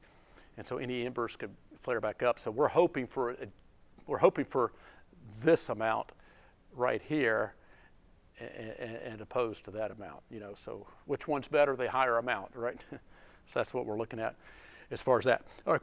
Okay. So here is once again the latest radar. Notice how the lightning, and we'll kind of stop it here so we can say the latest. A lot of the lightning is gone, and again, this was expected. The line itself, your parameters that gave you the chance for vertical motion and uplift in the atmosphere were best in Mississippi and Alabama, parts of Middle Tennessee. And what we got, Josh? Several police officers coming out of that area. Is that Sevierville Parkway camera? Okay, let me go back up there. So what we're looking at is this line of showers with some higher wind gusts possible within it. Thank you, Josh, for that. So I can hurry up and hit it. There was some different emergency vehicles kind of coming and going. We've been seeing certainly some different, let me go over here and do this. Bear with me one moment. Might be a good time to just kind of pan around. That was going to do that, yeah. Good call. So this is definitely a live camera, and here's how you'll know. When you put the meteorologist in charge, you can, because that's as far as it goes. So here's what we're looking at. We can, earlier we were looking at, do I have that behind me? Yeah. We were looking at some of the smoke off in the distance coming over the hills. And early this evening, we were seeing some smoke that had made it a little bit closer to the parkway. And so we were obviously monitoring that. There goes some more emergency vehicles. As you can see, there's several more of those going down. Right here. There's 3, there's 4. So this is 5. See, fire trucks. 6. This is the 3rd time we've witnessed emergency vehicles going by. There's 7. This is about the same number. 8. 9. Wow. So we'd heard confirmation some were coming from Cookeville. So these are continuing to come from out of the area to help. That's 10. 10. I've heard them coming from Cleveland too. From down in Cleveland? Yeah. Okay, so there you go. That was live. You saw that. So more crews coming in. 10 different emergency vehicles. And there's more. 3. Good night. 4, This is not a clip. This is live. 5, This must be a separate, I don't know, or it could be part of the same group. 7. This is bad news, we got a fire, but good news, we got a convoy of emergency vehicles coming in to 7 that time. help. That's 17 that went by in the past. 17 emergency vehicles on the way to help. Is it just me or does that look more smoky? It seems like there is some blue haze Yeah. back in here. You see, there's this road bends around, the parkway bends around, so there goes the emergency vehicles off in the distance. Flagpole's still up. Thankfully, it doesn't look quite as windy now there as it was earlier. Police cars are probably to help evacuation. Yeah, there was a combination of fire trucks, police cars. It's a whole emergency team. Because you're right, you've got law enforcement that's going to help with evacuation. Obviously, you got firefighters helping to help with the fire. You got traffic control, so a number of it takes quite a few folks to help that. Winds over here by 411 Speedway is bad. The power here keeps going in and out. Any word on the Hidden Hills if the Hidden Hills fire was put out? No word on that, but I'll check. I don't have any updated information on the Hidden Hills or Owenby Hills fire yet. Update from earlier. It was a 1 acre fire. They did some mandatory evacuations for Hidden Hills and Owenby Hills. It was near the Gatlinburg Pittman High School area off 321, Hidden Hills area. I don't have any updated information from that. Gatlinburg Convention Center is now a shelter for those who have to evacuate anywhere in the Gatlinburg, Sevier County immediate area. So that is some information. We just took a 43-mile-per-hour gust Here? here 43 mile per hour gust. on our station. Yeah. What happened in DuPont? Don't know. Well, yeah, I think we do know. The fire, that's on the northern to northwestern fringe of the Wares Valley fire. So that means it's spreading a little bit. Slowly perhaps, but it's spreading. So that's what's going on there. I don't think it's a new fire or anything. Now, well, it could be from a new fire that's created from some of the embers from the winds causing new fires to develop. That's certainly possible, but it is directly related, we believe, to the Wares Valley fire that was creeping in that direction. So just to be on the safe side, they did mandatory evacuation for the DuPont area. Is the Sugarloaf side on the Seymour side evacuating? I can't say for sure. Do not know. Sky Harbor Community Evacuation, says Chrissy. Oh, you know what? This is classic. As soon as you're saying this, Cole is also 141, 1 minute ago. So this is probably exactly what you just said, Chrissy. Bingo. This one for the Sky Harbor Community, mandatory. There you go. So as this, you're getting the same alerts that are coming in that our Cole Sullivan is getting as well. So that is a new evacuation. Sugarloaf is pretty close. Sugarloaf is close to? It's close to DuPont, so they might want to pay very close attention. Okay. If you're in the Sugarloaf area in DuPont, it said South Rogers Road from the Blount County line to the Sevier County line in the DuPont area. So I don't know if that includes that Sugarloaf area, but you want to pay close attention to that. Yes, the Andersonville fire is 85% contained, and that went up from 80% at 11:13. So at 110, it was 85, so it's gotten better in Andersonville. The Marlow fire was 100% contained. There's a lot of different these fires now we're trying to keep up with. Boyd's Creek Highway in Seymour, don't have any information or news on that. Patty says, I can't sleep because of the wind. Yeah, I know. I know, hang in there. We've got to get past 4 a.m.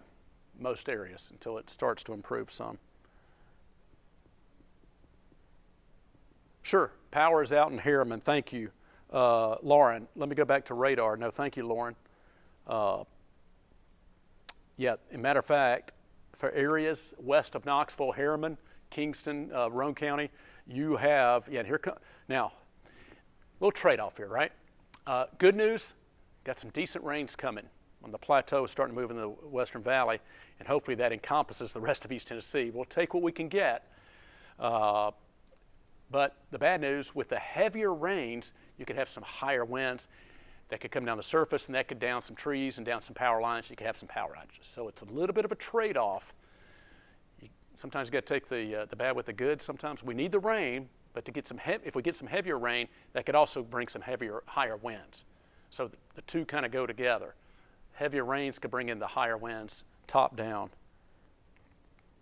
So to answer your question, right now we've got the strong gusty winds. That's what I'm seeing right here. And let me take this off. Sorry, just one second. I'll show you the latest we have. This was as of 1 a.m. But 20 to 30 mile per hour plus wind gust, but 48 mile per hour wind gust in the last 45 minutes in Crossville, 53 mile per hour wind gust in the last 45 minutes in Knoxville. So we are seeing those 40 to 50 mile per hour plus wind gusts, and that's the potential. Winds could gust up to 55 miles per hour in the valley. And that's about what we've been seeing, actually. That's pretty spot on from the National Weather Service with that information for the wind advisory for our area. Yes, Sugarloaf is off of Chapman Highway, Sevier County, Seymour area. What the information we had was South Rogers Road from Blount County to Sevier County line. Okay, another information from Co. and maybe, hold on. Okay, this is, I've already reported this. Okay, so hang with me. This may be a third fire area from Cole Sullivan reporting this. And Chrissy, this is what you mentioned a minute ago about Sky Harbor. So keep this straight. We'll all keep this straight. We've got the Wares Valley fire, the largest one. We've got the 1 acre fire at last check just before midnight, Gatlinburg, Pittman, Hidden Hills, Owenby Hills, and now we have the Sky Harbor. So that's a third fire area that's separate, if you will. Now the DuPont one, evacuation with DuPont, that's related to the Wares Valley, kind of spreading a little bit. But the Sky Harbor community, and I'll be totally honest, maybe y'all can tell me, I don't know specifically where that is. If you can say, is that near wherever, near what city? Sevier County, Blount County, I'm assuming Sevier County. So let me see, you probably already told me. Can you tell where the strongest winds are with the rain that's coming? Yes. It is coming onto the plateau right now. Let me get you to radar. It's just west of Crossville, just west of Jamestown. Right here. We're going to watch this line, this S-shaped snaking line. This is the reason they issued a watch, severe thunderstorm watch, for possibility of winds, gust up to 65 miles per hour possible. I just got a report. Oh. Ham radio. Yes. McMinn County is now reporting multiple brush fires around Athens. McMinn County? Yes. And was that a ham radio? Yeah, ham radio. All right, Josh Marler tell me ham network, ham radio operator, multiple brush fires near Athens, the city of Athens in McMinn County. Multiple brush fires being reported in parts of McMinn County near the city of Athens. The only thing we can think on that is that may be from power lines down. And so, whether it's a spark from a fire, a campfire, or a fireplace, or some type of accidental starting. The other way, well, there's several ways, but lightning, not the case here, or power lines falling down and sparking. And when you have high winds, that is actually one of the concerns. So thank you, Josh. And yes, thank you. Somebody just told me where that was. Rachel, thank you. Sky Harbor is right above Hidden Hills. And Lindsay, King Branch Road, close to Gatlinburg, Sky Harbor. Holly, thank you. I know I saw it. Sky Harbor is off the spur in Gatlinburg. Yes. I guess that does sound familiar now. I couldn't remember exactly where that was, so thank you. This would be a third fire, according to call. That's a third fire. Yeah, I saw that earlier. Thank you, Josh. 143. Yeah, I just got that. Wares Valley, the one near Gatlinburg. Right, in Sky Harbor. Okay. So that's off the spur. Off the spur in Gatlinburg. Okay. Just east of McCookville. Okay, let's see. Some of this is repeated information, but I'm just going to check it out.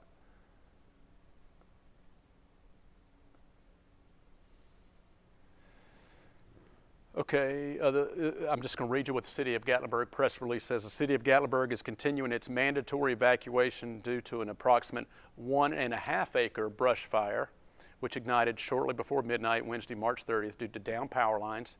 That was in the Gatlinburg Pittman Center area.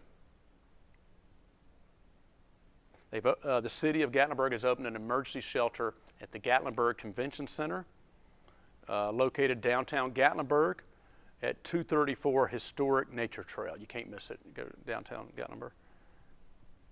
Any individuals in the mandatory evacuation areas are directed to proceed to the Gatlinburg Convention Center. So that fire in the Hidden Hills area, it says it's 1.5 acres now. Compared to when it first started, it was an acre. So not a big change, but 1.5 acres. So that's the latest on that fire. 3 separate ones: Sky Harbor, Gatlinburg, Pittman area, and the Wares Valley. Don't forget DuPont, too. DuPont is kind of off, yeah, that's evacuation. That's kind of off that Wares Valley fire. It doesn't have it listed as separate. And here's what Josh already told us, confirming Blount County Schools, BCS, will be closed Thursday, March 31st, due to downed trees, power outages, and weather-related issues. That's on our Facebook page. Oh, by the way, you can go to our website, WBR.com, and it updates. I think is it every 2 minutes, Josh? It refreshes school closings? I think it's every 2 minutes. It automatically refreshes. I mean, you can hit, I do the same. You can hit F5 refresh. But, right, aren't we? I want it now. But it automatically refreshes. And so you can go to our website, WBR.com, school closings. I really like it, to be honest. I'm not just saying that because it's automatic. It's people enter in their code and then boom, you get it automatically, and it's pretty quick. So you see it as we see it, in other words, too. All right, let me catch up for any more questions. And again, we're all here just monitoring some of the latest brush fires. We've had sporadic power outages. I'll try to see if folks, if you know of any other power outages, that's one other concern about with the high winds, how many power outages might we see? Again, hopefully going back to our vegetation, our leaves, the trees haven't leafed all the way out. That could help some, at least help to minimize the amount of power outages we would see otherwise if it were April and May. Because when the trees leaf out, they act like cells. They catch all the wind, and then they can easily be pushed over or uprooted. So it makes a big difference when it's before leafed out season versus once you're already in the heart of spring. Okay. Power out near Jellicoe. Okay, thank you, Michael. Okay, Wares Valley Fire Evacuation Zone is about 2 miles from Light 3 on Parkway 321, behind Mel's Diner, says Corey. That was a show. Power still out in Dandridge. Power returning in White Pine currently. So thank you for that report, Austin. Some of the electric. Yeah, that's that line. If you're watching in Crossville right now, thank you, Josh. Yeah, we were highlighting that a moment ago as one of our viewers, Facebook Live watchers, had asked, where's the strongest winds within the line? So west of Crossville and another thin line in Jamestown. Where you see the red colors here, that's heavier rain, and that's where we could have some more intense winds. That's what we're going to be watching, the stronger winds. Have you been informed about a fire in Harrogate, Tennessee, near Claiborne County? Have not. We're not aware of that particular fire. I haven't seen it. Our newsroom and other people may be, but I'm not personally aware. So certainly that does not mean it's not occurring. Peak wind gust in Monticello, Wayne County, Kentucky, a 52-mile-per-hour gust.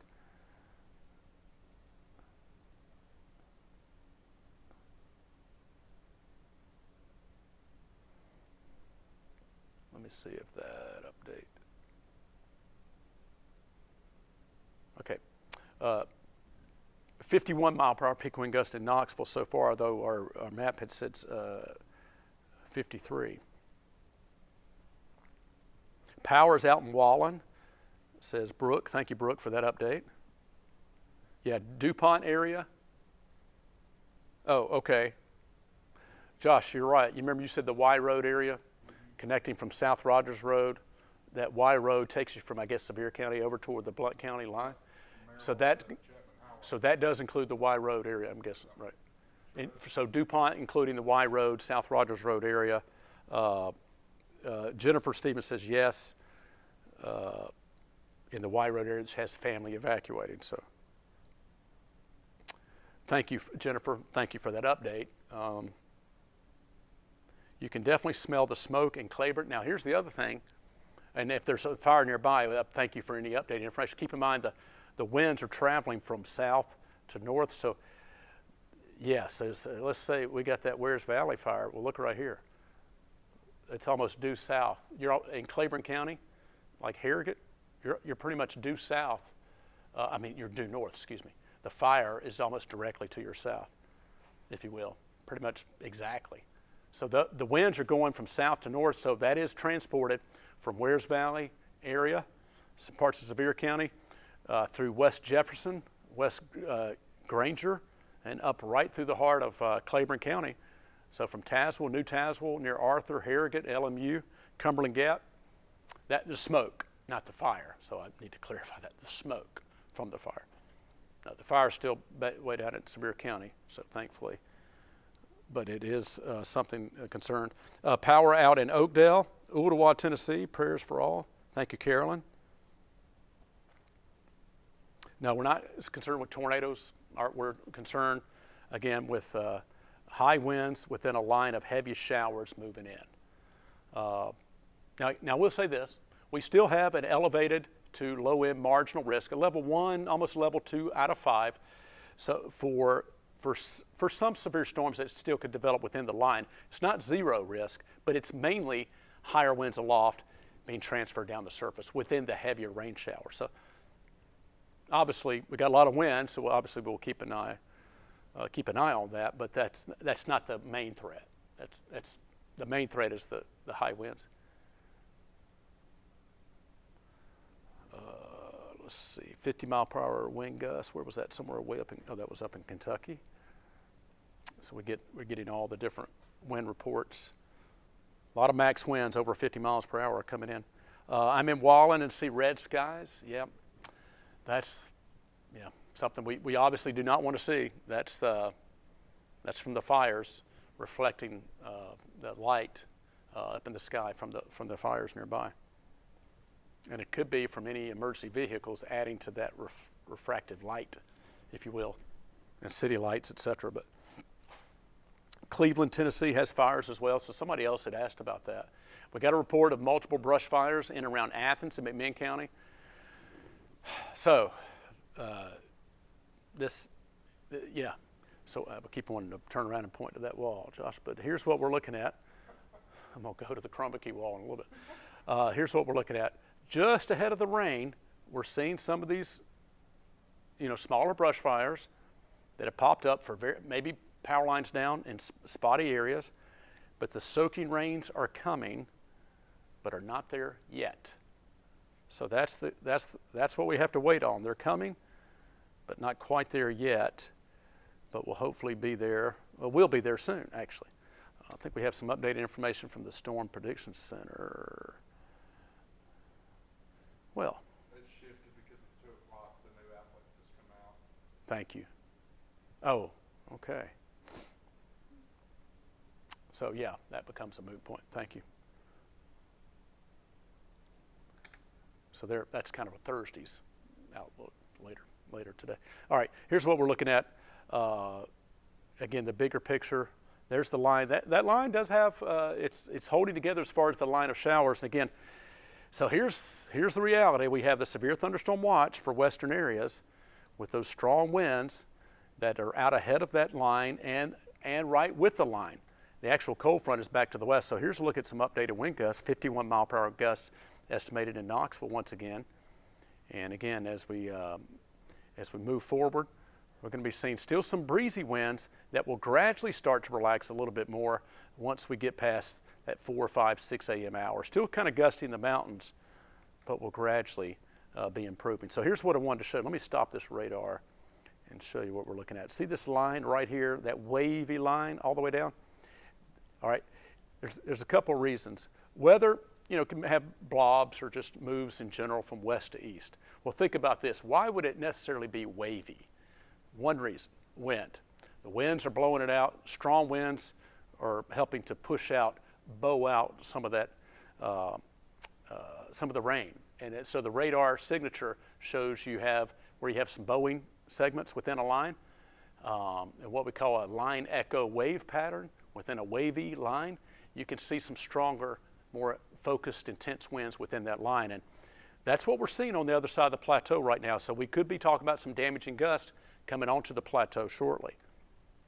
And that's why there's a severe thunderstorm watch for the high wind speeds potentially. So right now, if you're watching us in Sevier County or Cumberland or Fentress counties, it's just to your west, but within the next probably 30 minutes or so, this line of heavier rain, heavier showers is going to be advancing eastward into your neck of the woods. Okay, Gail, so anyway, just as far as a radar update, that's what we're looking at. I'll go back to let me see what our Futurecast, there's our updated local radar. So here's our Futurecast, again, coming up on we're 2 a.m. now. Yeah, I guess this is a little fast. This model may be a little fast. Maybe going back to our 3 a.m. So there's 3 a.m. So that's what we're probably looking at, that main line that's going to be here. Earlier model run, it had 2 a.m., but it's a little too fast. So it's between now and about 3 a.m. So they've been going back and forth at 2 to 3 o'clock hours. So this model did update, and so it's got more information because it's closer to us now, so it'll be more accurate. Bledsoe County now has a significant weather advisory. Bledsoe County? Okay. Let me put that on now. There we go. Thank you, Josh.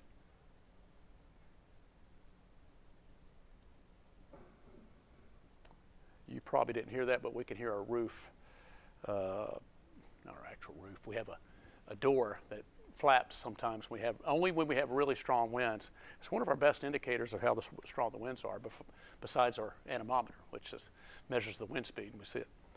But when that flaps, we know we got wind gust at least 30 to 40 miles per hour or higher. Let's see. Let me check that. Sirens going off in Crossville.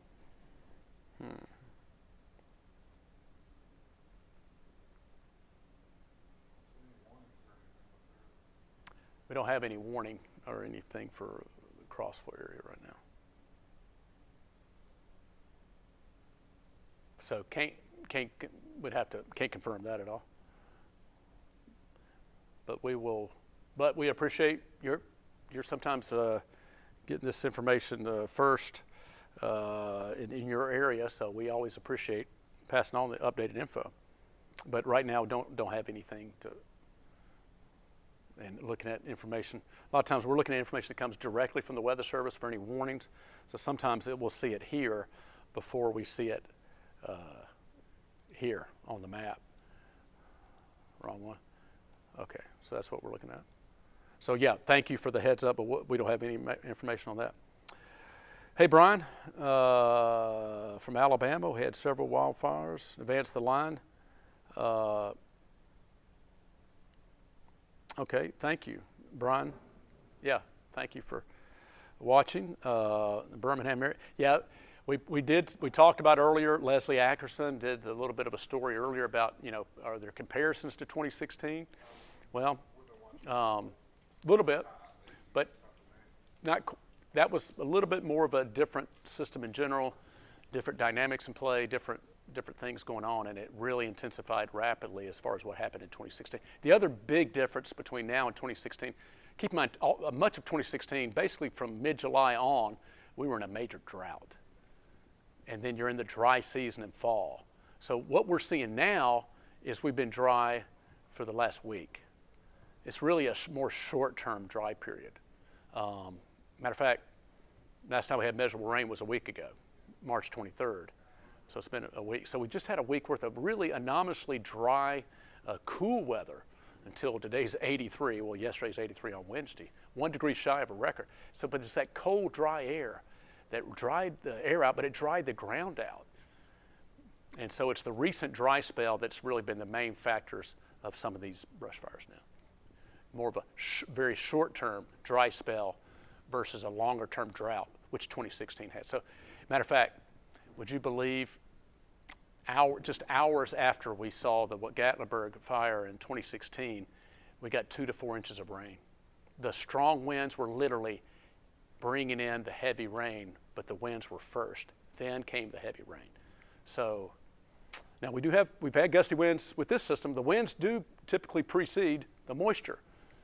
And so there's a similarity there, but there's not a lot of direct similarities between the two, other than we have a fire in parts of the mountains that were, hopefully could be contained soon. Teddy says, I live in Crossville, don't hear any warnings. Thank you, Teddy, for that confirmation. Again, believe me, if we see anything or you hear anything, let us know. We'll pass that along, but that's good news. We don't have anything here. And matter of fact, as we're watching here, if we get anything, you'll see it pop up.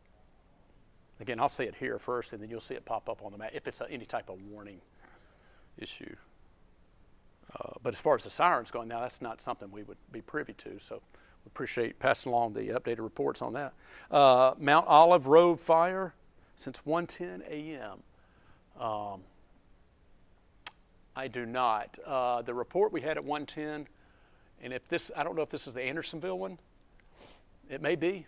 I'm assuming that's the last time I updated the Andersonville fire, or last time we saw something on it. It was 85% contained, the Andersonville fire. It may be the same one, may not be.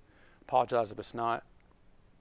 How long are the high winds supposed to last in Gatlinburg? High wind warning till 6 a.m.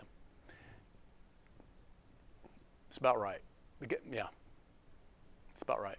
Still going to be breezy after. The winds but we've been saying after 4 a.m. they should start to relax a little bit more. Gatlinburg and above, it may take 5, 6 a.m. Power out, Knoxville, any specific part? Got an outage map. I'll try to refresh that and see.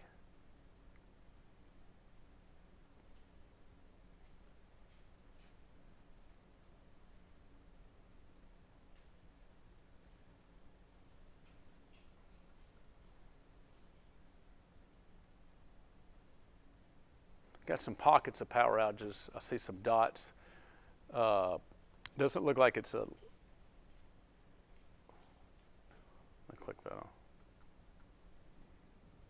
Side note for KUB, if you're watching, you need to get your outage map that works well with Mozilla Firefox. Just a little PSA there. Sorry. Probably works well with Chrome or other browsers, but needed to work with Firefox. Just a side note. Because I got a white screen. All right, anyway, we'll work on that.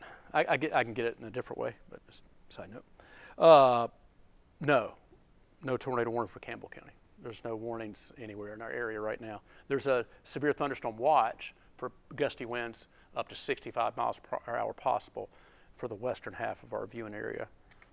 That basically goes from La Follette in Campbell County down to Tellico Plains and points west. A watch means severe weather's possible. A warning means it's likely and happening, either severe tornado, et cetera. So, and now we are, I can probably go ahead and say we're probably going to anticipate or expect a few severe thunderstorm warnings because winds, we're not far from the warning criteria now. Severe thunderstorm winds are 58 or higher. We've got gusts around 50 now, and even higher in some cases. So it won't take much to get severe winds. So I would not be surprised we have some severe thunderstorm warnings within this line of showers that's moving in because of the high winds. So this is the broad watch. This means in and close to the watch area, you have the best chance to see some severe winds. And again, the threat is up to 65 miles per hour. From Cassie. Okay, Cassie Naw, who is off today, but actively working and doing a great job reporting updated peak wind gust, 81 mile per hour peak wind gust in Cove Mountain That's within the Great Smoky Mountains National Park in Sevier County. 81 mile per hour peak wind gust at Cove Mountain in the park. 77 mile per hour Look Rock, same as before. Yeah, 53 at TYS now. That's what it had earlier. Yep. So 53 mile per hour peak wind gust. That's 5 miles below severe winds. And that's just from general pressure gradient winds. 44 in Cades Cove. Breaking news. Thank you, Josh. I just saw the Yep. first raindrop. You in did? the Parkway camera. Oh, good. That's really good news. You sure it was a raindrop? Really? Oh, yeah. Well, that is very good news. That's a little bit of moisture out ahead. Yeah, that is, Josh said just saw the some rain, or raindrops, excuse me, coming down at the Parkway camera. Gone now. Todd, do you think that? Pretty quick. Yeah. Evaporation is still relatively dry, but it's got to moisten up. Do you think the rain will be enough to knock down the fire in Wares Valley? I'm trying to figure out if I should leave, says Jessica. Okay. Well, that's a very good question. I think the rain will help. Some of our latest guidance indicate a little bit better chances for maybe closer to a ½ inch of rain versus earlier totals were closer to 1/4 inch in some parts of the area. Some of our latest guidance is a little bit better rainfall coverage. If that verifies, could be a ½ inch to 3/4 inch, maybe a little more in some areas. It should help. It's still going to be breezy on Thursday, so the concern, but the rain's, well, two things are going to help. The fire crews are working on it, number one. They're the ones doing all the work right now, helping. And then number two, we were looking at the rain that's going to help some, yes. So it will help. Well, can't say if it's really going to put it all the way out, though. That could still be an ongoing effort that's needed. So it's not like, in 2016, we got 2 to 4 inches of rain right after those intense winds, like less than a half day after that. Where's that? Dunlap. Okay. Let me. You've seen it. Yep. All of you see. Dunlap and Sequatchie. Yeah. Okay. Oh, and they just warned it. They just warned it. Okay. All right. Yeah. So thank you, Josh, for that info. Let me hop on over to the chat and give that information. Damage and winds up to 70 miles per hour possible coming into Bledsoe County. So here's, this is kind of what we were talking about earlier. See that radar just up? See the bright red right here? That is potentially 70 mile per hour damaging winds. And that is for Bledsoe. I'll zoom on in and it'll pop up. Bledsoe, Hamilton, Marion, Sequatchie. It's outside our viewing area, but if you're watching this in Bledsoe, Pikeville area, it'll be just to your south and west. Just to let you know, this is a severe thunderstorm warning with damage winds of 70 miles per hour. It's got a lot of wind in it. They put a tag on that, considerable wind damage threat from that severe thunderstorm. It's got hail less than a penny, so I mentioned not much. Let me see if there's any. We'll sample that ourselves. First of all, let me zoom on in. Okay, now here's what we're starting to see. Notice before I do that, here's the line just west of Crossville.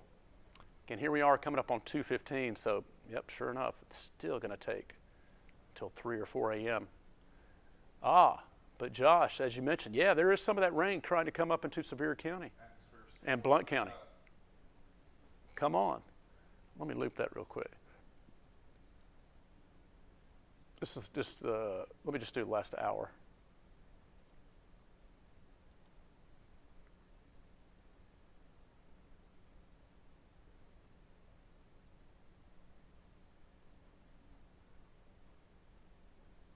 Yeah, that's a band that's coming out ahead of it. That's decent.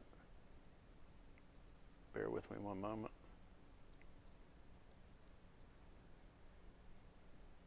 Near Dunlap. Dunlap has some, did have some pretty strong winds. So, again, I'll back out.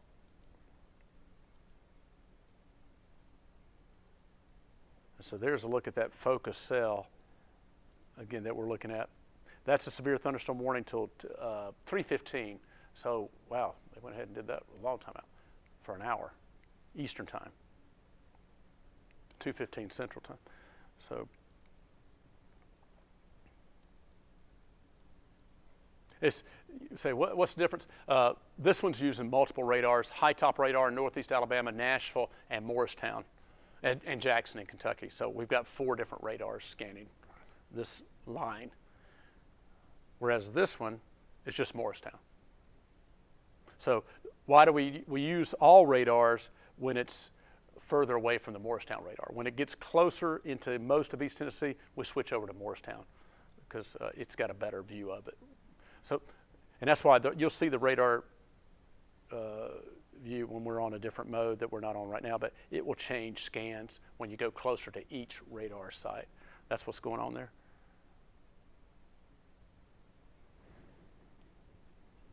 Okay, so that is the severe thunderstorm warning we have right now. Again, that does include Bledsoe County.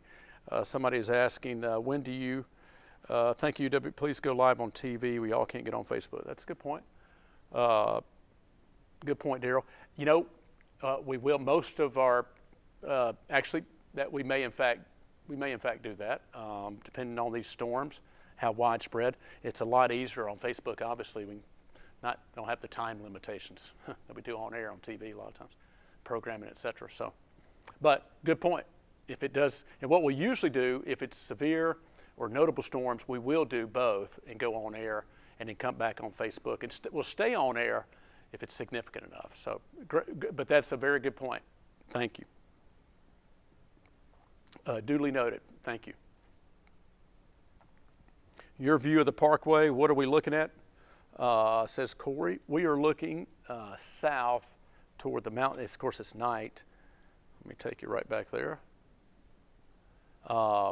I don't know what hotel that is right there, but yeah, I do. Is that Fairway? Is that Fairfield or Fairway? Is there used to be a Damon's restaurant that's our camera's located near a billboard there. It's right across from the Tanger Outlets. Right there. Thank you. The Lodge at Five Oaks is. In the background, you can see Titanic. If that'll give them a little bit of. Oh, is that back here? Yeah, that's Titanic. Oh, good eyes. Those are the 2 smokestacks? Yep. How about that? That's Titanic in the background. Thank you, Josh. The Lodge at Five Oaks? And Tanker Outlet at Five Oaks is across the street. There goes another emergency vehicle right there. So we're looking south down the Parkway, Corey. So, yeah, Titanic, Wonderworks, Opry, what was that? Smoky Mountain Opry, down to that area.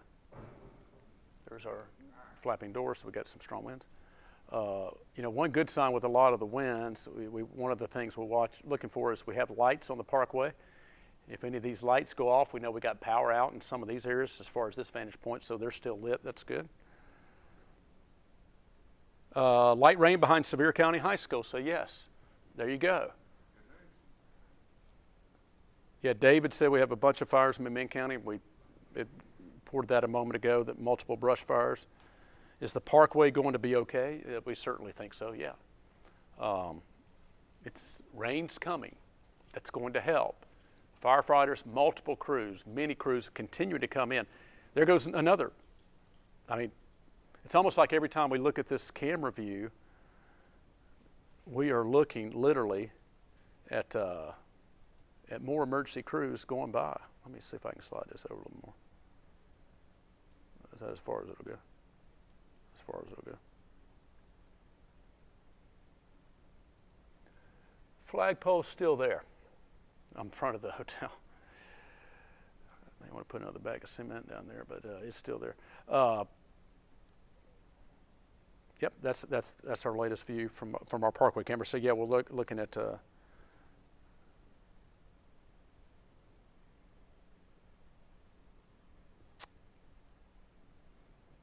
I'm seeing another report of the Hall's Top fire.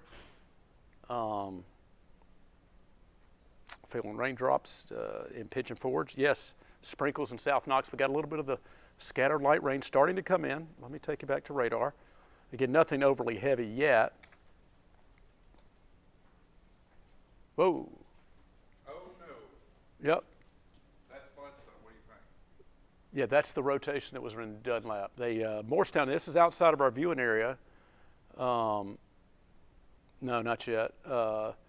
just again, this is outside of our viewing area, but a severe thunderstorm capable of producing a tornado was located 7 miles northeast of Dunlap, moving northeast at 35. So this is for Bledsoe and Sequatchie counties, if you happen to be watching this. This is that same cell. That's the, Josh, what you showed me a minute ago. That's a part of the curly Q on that storm that's rotating. So that, and before it was a tornado warning, it's a severe thunderstorm warning that had possible considerable damage. So that is outside of our viewing area. It's moving northeast. It may be moving from Bledsoe into Ray County. So we'll obviously keep a close eye on that. Hey Janice, can you give me an update in La Follette? When is the wind calming down? After 4 a.m. Okay, let me change that because somebody sends these tornado warning without perspective. That's not good, right? Yeah, that is moving on to the southern plateau, but coming into Bledsoe County. So not in our Channel 10 viewing area. Hopefully that storm weakens. We'll be moving into Spring City in just a moment. When will it get really bad in Williamsburg, Kentucky? Potentially between the next hour, between right now and 4 a.m. It looks like it's going to be closer to 3 a.m., moving into the valley areas, and then 3 to 4 a.m., some heavier showers. We'll continue to move in.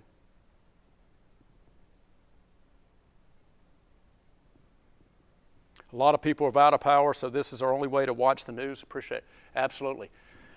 We're here to help. No, we're all here together and watching the storms, trying to pass along pertinent information. We got multiple things going on. We got the wildfires, the strong winds, potential power outages, and we do have some of these the active severe thunderstorm watch and some cells within the line that could be severe. And so let them know we may be needing to do an update. That sounds great. Thank you, Josh.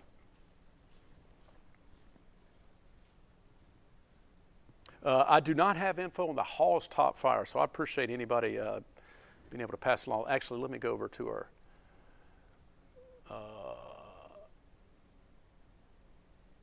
oh, thank you. Jeremy Thornton, thank you so much for sending me the links.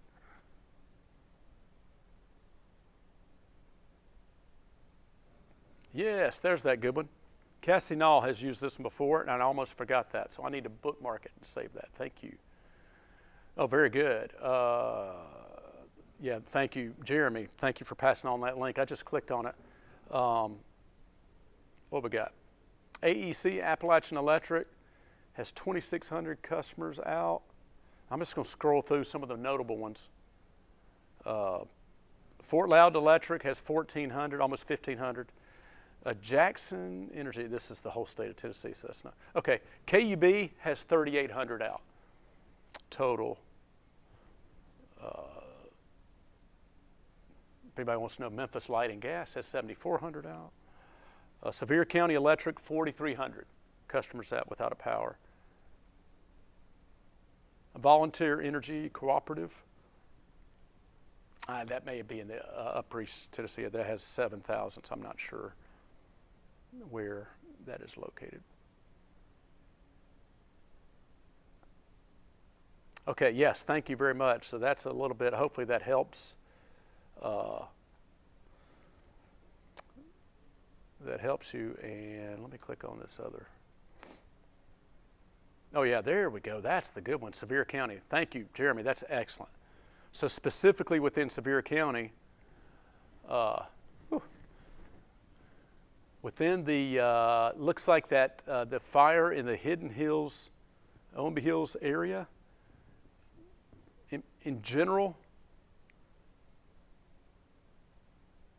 looks like 857 customers without power. There are some focused power outages in that immediate area. And then in the Wares Valley area, yeah, we do have some pockets of power outages, a 539, a 296, a 344, a 521. That's responsible for some of those multiple power outages. So that's in Sevier County. I think it was, 4,300 or so without. So I'm going to keep those two tabs open. Thank you so much. I'll close that other KUB one. What was that? Transformers are popping in Clinton, says Peggy Sue. Don't want to see that. Yeah, that's power outages with the strong winds coming through. Starting to rain Andersonville near Sequoia Marina, exclamation point. That's the great news. Now, again, while we're, and again, there's an updated, we've got a lot of different things going on. Sometimes you got to take the bad with the good. We do have rain coming, some good rains coming on the plateau, but unfortunately, at least right now, within this wavy S line, they could have some intense winds, as we talked about, being transferred down the surface. Some of that wind is bowing out right here. It's producing a little bit of a shear couplet and rotation. A severe storm is rotating. Could produce a possible tornado, and there's a decent chance for some damage in Bledsoe County. Now, this is moving northeast at 35 miles per hour. So we're going to be tracking this particular cell. Again, it's in Bledsoe County, outside of our Channel 10 viewing area, unless you're watching. So we have some viewers watching us in Pikeville. So let me go ahead and in a minute, you'll have to pardon me. I'm going to take a drink of water so I can get refreshed here in a moment. This is going to, I don't want to take off the warning, but I want to kind of get that away. Let me widen out enough so it goes off. There we go. This is going to be tracking, go back off, from Pikeville towards Spring City. So let me kind of do a little bit of a track to give you an idea of what we're looking at. Just going to moving northeast at 35. So if this storm continues to move in the general direction it's heading, this doesn't mean it's going to be a tornado. It does mean it's a severe storm, and downstream these may be some areas that this storm could affect. So that would include Pikeville area now, Dayton in 15 minutes, so that's in Ray County. So if you're watching us from Dayton, Ray County Hospital, we got a severe storm that could be in your area within the next 15 minutes. Evansville, also Ray County, 9 Mile, Milo, within the next maybe 20, 25 minutes. So this storm, again, that's what we're looking at as it continues to track off to the north and east. That's what we're looking at as this continues to move in. So again, let me take this, all this information back off the screen. That's a look at the storm track for this cell that's near Pikeville in Bledsoe County, moving along at a pretty good clip. And let me multitask. Okay, yeah, the storm is moving northeast at 50 miles per hour now. Severe thunderstorm capable of producing a tornado. It's possible. It's got that rotating winds in Bledsoe County. There's a brand new severe thunderstorm warning just issued. So again, this has the potential to produce 80 mile per hour winds. They got a destructive tag, so this is significant, obviously. But I'll just go ahead and tell you, you don't see much information like this from the National Weather Service as far as severe storm. Kind of disregard the tornado warning for a moment. The extension of that is a severe thunderstorm, but it has 80 mile per hour winds possible that's going to be coming into Dayton, Spring City, Ray County area. Let me just read you off the information from the National Weather Service. So if you're watching us in Ray County, Central Meigs County, this will also be included, you'll be included. So this is Ray County right here. 10 Mile Decatur, it's kind of like the western edge of Meigs County. Highway 27, Highway 30, maybe 127, but particularly along the Highway 30, Highway 27 corridor. Got a severe thunderstorm with 80 mile per hour damage and winds possible, and damage and winds appear likely within this cell right here. Yes, it had some rotation earlier. That's why there was a tornado. Is a tornado warning for Bledsoe County. The extension is a severe thunderstorm warning for damage and winds, as opposed to tornado. But that's something we'll continue to watch. It's moving northeast at 50 miles per hour. The hazard is up to 80 mile per hour wind gust. That will produce damage. That's much more likely. Okay, so you need to be prepared to seek shelter in Ray County and parts of Meigs County, from Pikeville, Bledsoe County, Spring City, Dayton, Evansville, and moving into western Meigs County, Watts Bar Reservoir area. Okay, be prepared to seek shelter. Got some damage and winds that are likely, and specifically It's this part. See, it just updated this part of the cell of the line right here. See these red cells? Those are the part that are continuing to have potentially damaging winds.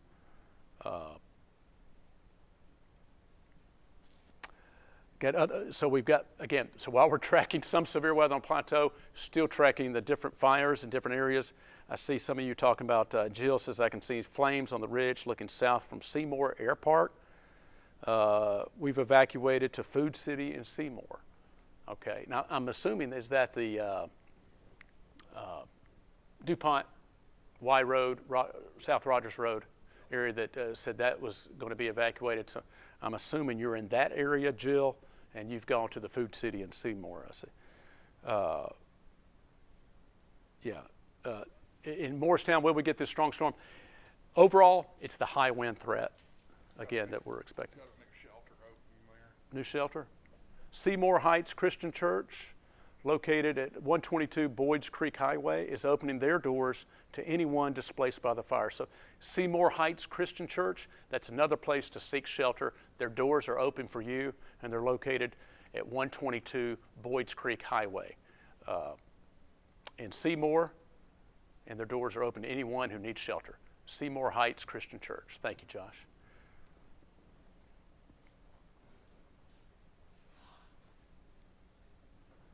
Okay, the new warning, and again, it's just showing. Let me try to get that to go off. There we go. Sorry. Not ignoring the 21, but it's outside of our area, and this is the more recent warning right here. Severe thunderstorm warning for Bledsoe, Meigs, and Ray. And again, this has potential for 80-mile-per-hour winds. So yeah, let me go ahead and widen out now, and we'll do a few. Now that we have a better idea of the future track. Get the correct one there. It's moving northeast at 50. I could have gone a little wider than that. Let me start that over.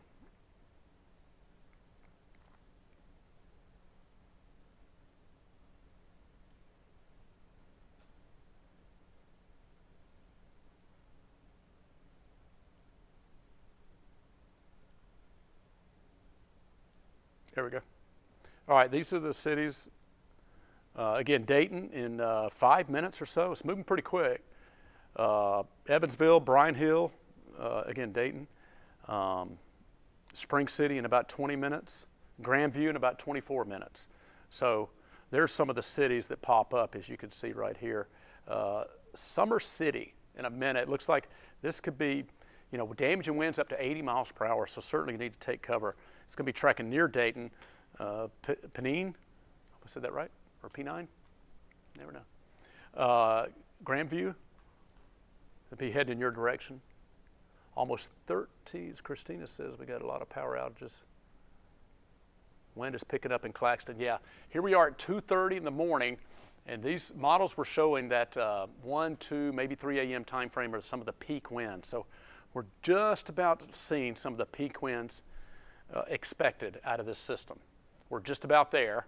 The rain's almost here, but unfortunately we got to deal with some severe winds possible in addition to the hopefully beneficial rain showers heading in our direction. All right, so let me take you to what we're seeing. This is our other view. Let me turn this view back on here. Here's a look at Doppler radar. This is over the past 2 hours. So we are looking at some severe thunderstorms, severe weather, severe winds, embedded within the line that's coming onto the plateau right here. Again, we have you'll see our 10 weather impact day. We have a 10 weather impact for significant notable weather because of high potentially damaging wind gusts, power outages, and the elevated fire danger. All of those in play, and all really the main culprit is the winds. Okay, so that tornado warning has been canceled now for Bledsoe County, and now we just have the severe thunderstorm warning in place for Ray and parts of Meigs counties, and that's in effect until 3:15 Eastern Daylight Time. Let's see, Bledsoe County, a few trees were reported down as the storm came through earlier. That's the only damage report. Whitley County, Kentucky, including Whitley County, Kentucky. Williamsburg area, you were asking how bad it's going to be. Had a report of a 59-mile-per-hour wind gust at the Williamsburg airport 2 minutes ago. So 59-mile-per-hour. We got a discussion? Another discussion? Thank you, Josh. Let me look and see. For the southern areas, is that right? Okay.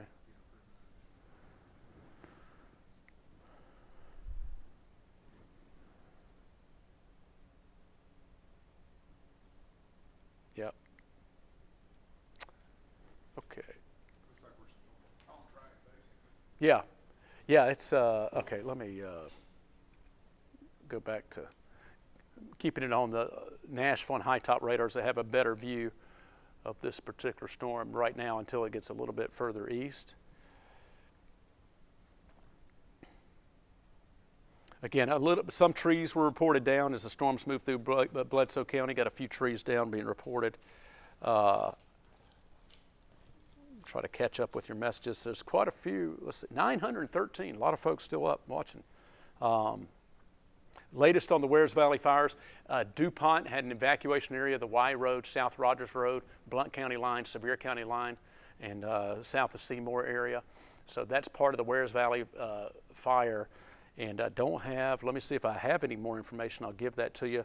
We have reporter Cole Sullivan. You can follow him on Twitter. He's at the scene relaying severe weather, evacuation reports and wildfire reports as far as that goes. Let's see, I'll try to, let's see. Okay, now Scott Webb just told us rain, very high winds in Wartburg, Tennessee. Power's been going off and on at the moment. Thank you very much for the coverage. Thank you, Scott in Wartburg, for that report. Appreciate you. Thank you. Hope you get more of the rain and less of the wind in time.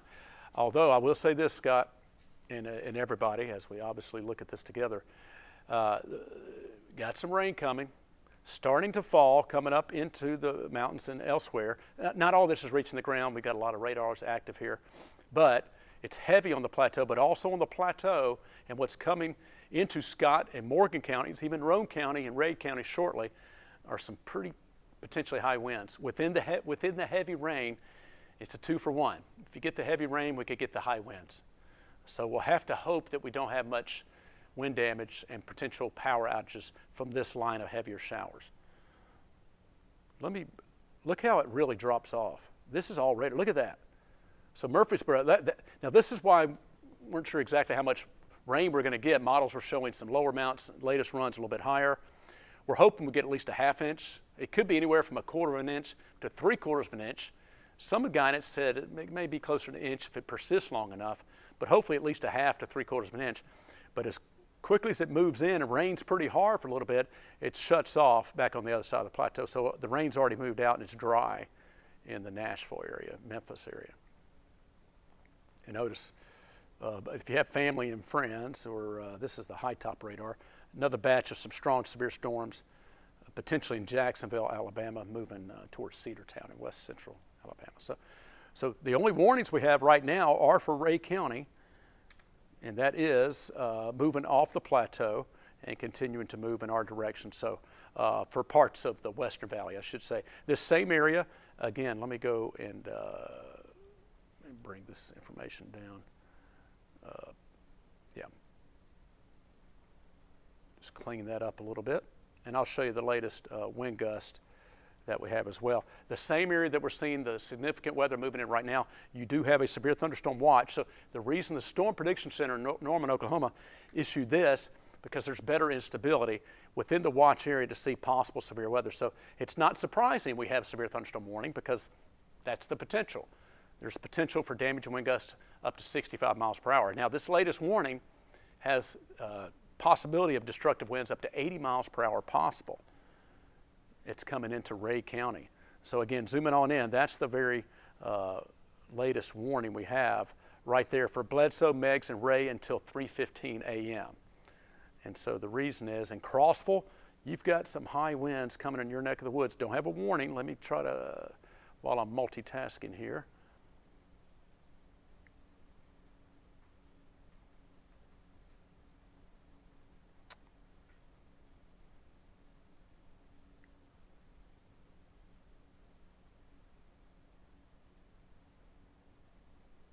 Okay, just making sure. I was trying to see if there's any other updated info on the fire. Let me go right here. No, I don't have any. Let me see if Nashville has anything on that Crossville storm. I don't have a warning on it. Oh, okay. I'm going to give you the information. I'm reading it. As soon as the line clears Cumberland, Fentress, Pickett counties, they're going to cancel the watch for the plateau. So the reason the watch was issued was specifically for this line, again, that's making its way onto the plateau. So look how, you're talking about feast or famine, right? Look at this intense line, and then look how it's dry. It's just in one line, and right behind it, it decreases, it ends. So there could be some severe winds within this line, and then it's going to end pretty quickly on the plateau. So you're not going to have to deal with it very long on the plateau. It's going to be moving through, well, within the hour, maybe hour and a half, or so. So it's moving on to the plateau now. Probably going to be moving closer to the valley, closer to 3 o'clock. It's 2:39, almost 2:40 now, so we're 20 minutes away. So some of the early guidance thought was a little bit sluggish. It actually did a pretty good job of the timing. It was showing it slower earlier, 2 to then 3 a.m. Thought it may have been too slow, but looks like that's probably going to end up panning out as far as what the models were showing. Okay, so that is what we're looking at for the plateau right now.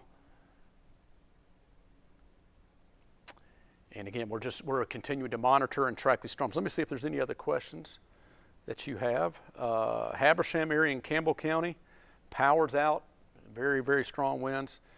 Power's out in Maxwell and Sevierville. From Jessica says, from her porch, all I see is orange clouds and flames. Gosh, man, it's not good. We hope that decreases as the rain moves in and the crews continuing to fight the fires. Alex Kane. Hey, Alex, thanks for watching, bud. Starting to get rain in Farragut and still a lot of wind. Yeah. Let's see. Pretty tall hill here in Farragut. In West Knox, the wind was so strong could not stand up. Wow. Car was being buffeted around like a sailboat. That's pretty intense. These are some of the highest winds we're seeing move in just ahead of this line. Now, again, it's basically between now and 4 a.m. It's just ahead of this line, and right along the line, the highest wind speeds are anticipated. Let me bring these wind gusts back down. There we go. Let me do that. Sorry, I'm moving some stuff around to make it easier to show. So here's the latest wind gusts we have right now, and thank you, Alex, for your wind report. At last check, we had a 51 mile per hour wind gust in Knoxville. So there's a little bit of a shadow, a minimum, because it's so strong in the mountains, but again, that's only brief. But there you see, just ahead of this line, there's the confluence of air that's coming in just ahead of the line. And wow, there's La Follette. Actually, and that's what we had up in Williamsburg too, a 59 mile per hour wind gust in La Follette. That's also was reported in Williamsburg. So some very strong winds being maxed out in Campbell County and in Whitley County, Kentucky. 51 in Jacksboro too. 51 in Jacksboro? 51 knot. 51 knot in Jacksboro in Campbell County, so you're talking 55 mile per hour, just under 60. Thank you, Josh. Oh, I see that. Yes, thank you. Thank you, Cassie. Angelica says, what is the likelihood for tornadoes? Not likely, but there was a tornado warning for Bledsoe County. It's since expired a moment ago. Let me get back to our radar so I can keep an eye on that. And I've got the information from the Weather Service. Again, within the line, there's some pretty intense winds. So it's not a zero chance. It's not overly likely. Could there be isolated, severe storms within the line, including a spin up? It's possible. I mean, they just had a warning. Doesn't mean it actually happened, but the parameters were there for possible rotation within the storm. What we do have is confirmed strong winds aloft that are likely going to be damaging winds at the surface from some of these severe winds within the line. So even if it's not tornadic, we have severe winds that likely are going to produce damage. And that's why we have a few of these severe thunderstorm warnings. So that's at least the potential. With the heavy rain line, there's going to be some intense winds within that. Severe thunderstorm warning has been canceled. Yeah, I see that. Thank you for Bledsoe. So the one warning we have right now is Spring City. And that line is moving into Crossville right now, and it continues up into Jamestown. So again, here's a look at the line. Jamestown, Crossville will be to Fairfield Glade shortly. Wartburg, Rockwood, Harriman, and Huntsville, Oneida, it will be in your neck of the woods probably within the next 30 minutes or so. Spring City, in your area, this storm, this line of heavier showers and storm is moving in your direction. So the one warning we have now is for Ray and Meigs counties.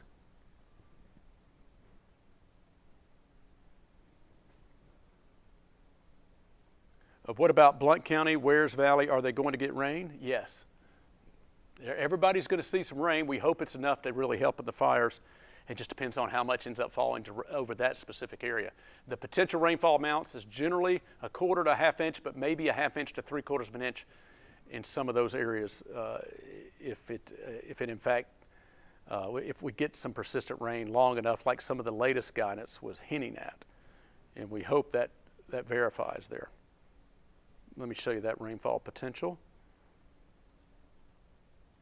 Bring that down here as well.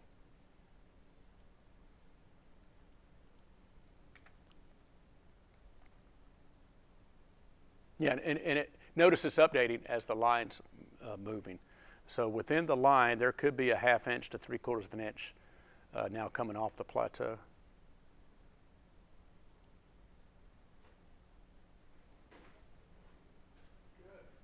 That's the wind coming in. Actually, that's coming in from that a little bit of a different direction. So yeah, we've got the winds definitely picking up here, no doubt about it.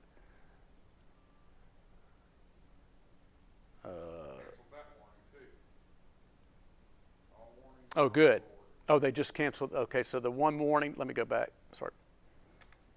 The warning we had for Ray County just got canceled. So it doesn't mean it does mean it's weaker, but it doesn't mean it doesn't have any wind. Instead of having 60, 70, maybe 80 mile per hour, it may have pulsed up and come back down below 60. Could still have 50 to 55. So obviously we'll continue to monitor that. Let me just give you an idea.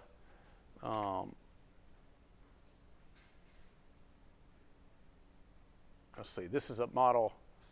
This is a high-res model. Just wanted to show you what it's showing. Remember we saw about 1/2 inch to 3/4 of an inch? That's generally what it's showing. Again, it's just a model, but just to give you an idea. And while it's not showing as much across, that's because the line is moving through and it's going forward in time. Here's a totally different model, just to give you an idea. These are some of the different parameters we look at. See, it's kind of lighter. It has 1/4 to 1/2 inch. May not have updated all the way yet, but just wanted to show you some different ones we're looking at. Okay, and hopefully, again, we see some decent rains obviously coming in, so hopefully that's going to verify. We do have some scatter showers starting to move in. I'm going to go through, this is our all radars. Here's a look at just Morristown. So what we're seeing here is likely reaching the ground, whereas the other radar had a little bit more everywhere. So we are seeing the light, at least lighter rains, Morristown, Tazewell. You're seeing the strong gusty winds, certainly. A little bit of lighter rains, starting to try to come up in the mountains. Here's the really good soaking rains that we're anticipating that will continue to move up into our region. Hey, Mike Witcher. It is nuts driving here. Are you serious? Oh, it is tough.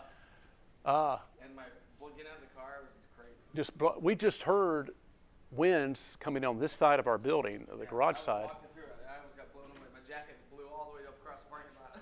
All right, Mike Witcher is here and said just getting out of the car and walking in, the winds were blowing him around, and pretty intense indeed. So, yeah, folks, driving, high-profile vehicles, certainly got to keep two hands on the steering wheel, and we are continuing to see some intense winds. Yeah, so that's what we're looking at. Thankfully, that one warning we have for Ray County just being canceled. Still looking at that potential for some higher wind gusts.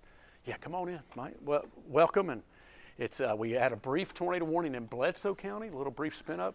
Here's Mike. Come on in. I don't have a microphone on, so no, you're fine. But that's okay. Have you posted anything recently? No, I haven't. We've been doing Facebook Live since. I know I've been watching. I don't know what time did we go. Oh, Oh good my job, gosh, my friend. 2.5 hours. I don't know. After midnight. No, since after 12:30. I think it was 12:30. It's been about 2 hours and 20 minutes. Anyway, we got a lot of folks. There's 1,000 folks on here. We're all in this together. We're all awake. that coffee smells so good. It blew it out of my coffee mug. Oh shoot! Are you serious? It was going everywhere. The wind was so strong. You're carrying your coffee. It blew the coffee out of your mug. Mm-hmm. Golly. All over the place.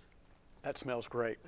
Sorry, Todd. I'll pay you $10 for that cup of coffee right now. There you go, buddy. No, you're very. You enjoy every bit of that cup. That smells so good. You know.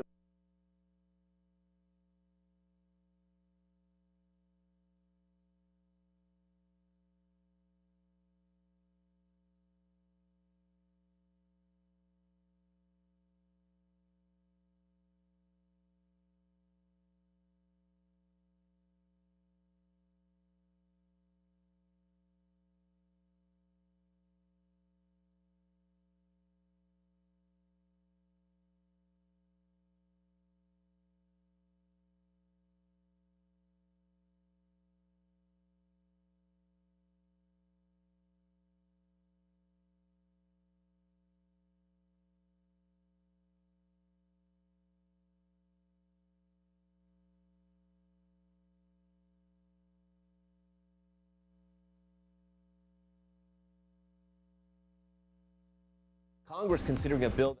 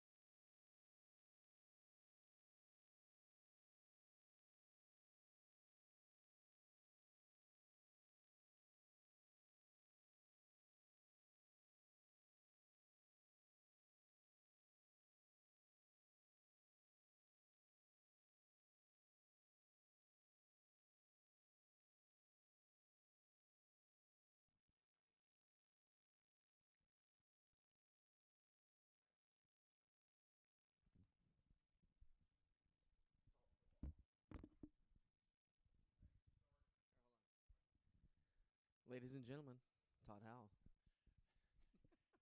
Mike. It's been a quick intermission. I don't know whether to do the weather or start preaching here. I mean, are you serious? When you hand the person the mic, it's yeah. If you take the watch off and set it down, you know we're going to be here. Okay. Hey, give me a thumbs up if y'all can hear me. Mike Witcher is here. Yeah, we can hear now. How about that? Hey, I'm doing fantastic. This is. Fantastic. We could safely say we've never done this before. We've done 2011, 9.5 hours. Yeah. In a different weather center, but not with a handheld mic. Not with a handheld mic. I ate pizza on air that night, but we got coffee and yeah, we'll get a different mic here. Let's see. Actually, 50 at the airport. Let's see. This is a new report coming in. I don't know if it'll be verified, but McGee Tyson Airport, gust of 53 knots. That would equate a little bit more than 55 miles per hour. Peak wind gust at TYS, so we'll continue to track that. Again, we had a few severe thunderstorms. There's the 54 mile per hour peak wind gust just popping up there. So the Weather Service issuing that wind advisory until 6 a.m., saying potential winds could be up to 55 miles per hour. They pretty much nailed that right on. And we still have, now that you can hear us, we'll kind of walk back through some of our maps again. And the audio is low. That probably means I just need to put the mic closer to my face. How's that? Sorry, probably talking too low as well. Hopefully you can hear us now again. Turn it up. I hear you twice. Okay, we'll have to. Josh comes back. He's going to get us a new mic here. Hopefully you can hear us at least some. And I'm going to go through some of the maps. And if the audio, I'm looking at your. Okay, it's good now. Thank you. If it becomes an issue, I'll just stop, wait till we get a different map, and I'll just tell us straight on the maps here. Severe thunderstorm watch again for the western half of our region until 5 a.m. Damage and wind gust up to 65 possible. It's mainly for just, okay, great, thank y'all. Mainly just for the western half of our region. And we are looking at that potential for a line of severe winds. Thank you, guys. Thank you very much. We've got over 1,000 folks that are staying up, and we're all joining in. Well, That's that impressive. Wind, the wind. Yeah. Even when I left the house, I hear things crashing in the neighborhood. Right. The house is shaking and stuff like that. There was some intense winds. You can hear that. I don't know if y'all heard that. That sounded like thunder. That was our door and flapping on top of the roof. It's hard to sleep. That's probably one of the other reasons, folks. So it's hard to sleep, and if you're awakened by the winds, a lot of times we have storms, folks turn on the TV or put on Facebook what's going on. And so we may, depending on how the weather is continuing to move in, we may do an update through the hub on air, on TV. We may give our on-air viewers an update. We'll see how that goes. But that's I'm sure while a lot of you are tuning in, it's when you got storms and high winds coming in, it's hard to sleep, and perhaps you want to know exactly what's going on. Well, some bad news, good news. Not really bad news, but we do have potential for some severe winds still for a couple more hours. A severe thunderstorm watch, again, for the western half of our region right here. And then we're also looking at, some of those higher wind gusts that are going to continue. Once we get past 4 a.m. in general, the wind should start to slowly relax. So, again, and there's a look at potential rain, maybe a half inch to 3/4 of an inch. Some of our latest guidance was giving us a little bit more than earlier. And it's kind of updating as it moves off the plateau. But again, what about the good news? Rain. It's going to rain some, and the winds are eventually going to lessen after 4 to 5 a.m. It's going to rain. That's going to help with the firefighting efforts. We'll take all the rain we can get. Yes, as Stacy just saying, the wind is crazy. I know it's persistent. It's howling. And this is we're maxing out with our peak winds right now, and have been in the last few hours. And we're 3 a.m. Do you have another battery? Do you have another battery on the? Yeah. Oh, okay. Okay, sounds good.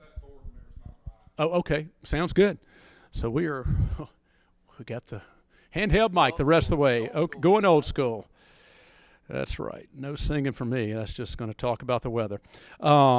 yeah, driving on the roads, just like Mike said earlier, Jessica said it was pretty bad. Yeah, the wind definitely buffeting the high-profile vehicles. East Morristown, wind is very strong. William Blunt, the power has been out since 1 a.m. Yeah, we definitely have some power outages. Matter of fact, I'll try to go and refresh some of the information here and pass that along to you. I believe it was Jeremy, thank you, who sent the link on that. We got Alcoa Electric has 5,200 customers without power. Fort Loudon, 3,600. Oh, wow. KUB's up to over 12,000. Ours was flickering on and off at my house. Was it? When I got off of Broadway, I was trying to say it before your microphone died. Okay. Getting off Broadway, Right. off the interstate, and you could see just a bunch of flashing, and then the whole grid shut down. So basically, where the Taco Bell is off of Broadway, just north of 40, and south, that entire area is out of power. It was when I came through. Okay. Just down here. Just down here. Are they still 24 hours? I didn't see anybody in line. Crystal's not either. They've not been open lately. It's time for breakfast. That coffee still smells. All right. Yeah, after 4 a.m., the winds are expected to improve. So KUB is over 12,000 customers without power. That's definitely high. Lenoir City has 4,400. Sevier County Electric has 4,500. That's similar to what it was earlier. And Volunteer Energy Cooperative, I think it's in Upper East Tennessee. I'm not sure if that serves part of our area or not. I'm just not sure. It has 8,900 just for FYI on that. So those are the latest power outages. So KUB over 12,000. Again, the main line of heavier rains. We don't have any current warnings, but we have potential for some strong gusty winds. Actually, I do have coffee. It's about 12 hours old, but I have a mug of coffee. No, it's actually pretty good. It's still warm. It's in the other room. I took a sip when the battery died out. So thank you, Cassie. I do have some coffee. I took a few sips. I appreciate it, Gail. Yeah, absolutely. You can't have coffee now, though. You can't have coffee now. You're getting ready to go home and go to bed. No, exactly. Yeah, you drink coffee too late, or caffeine, right, or chocolate will keep you up sometimes at night. Yes, you're welcome, Katrina. Breakfast. Did somebody say breakfast? All right, but on a serious note, many of you are up. We're all up. We're still watching these strong winds moving in. Still the potential for a couple more hours. The severe thunderstorm watch is in place until 5 a.m. And so there is for the western half of the region. It's technically just west of Knoxville. We've been kind of saying once we get our modeling showing once we get past the 4 a.m., maybe 5 a.m. hour, winds are going to start relaxing. The rain's going to help with the wildfires, and everything will slowly improve. Some of our latest high res was showing the showers may stick around to like 9 a.m. or so, may linger a little bit longer. That back edge or something? At the back edge, yeah. And some of that could just swing on through, but otherwise breezy, drier. Of course, we take all the rain we can get, and mild day on Thursday. And, yeah, we really need the rain to help us with this one. We get kind of a cool, dry pattern.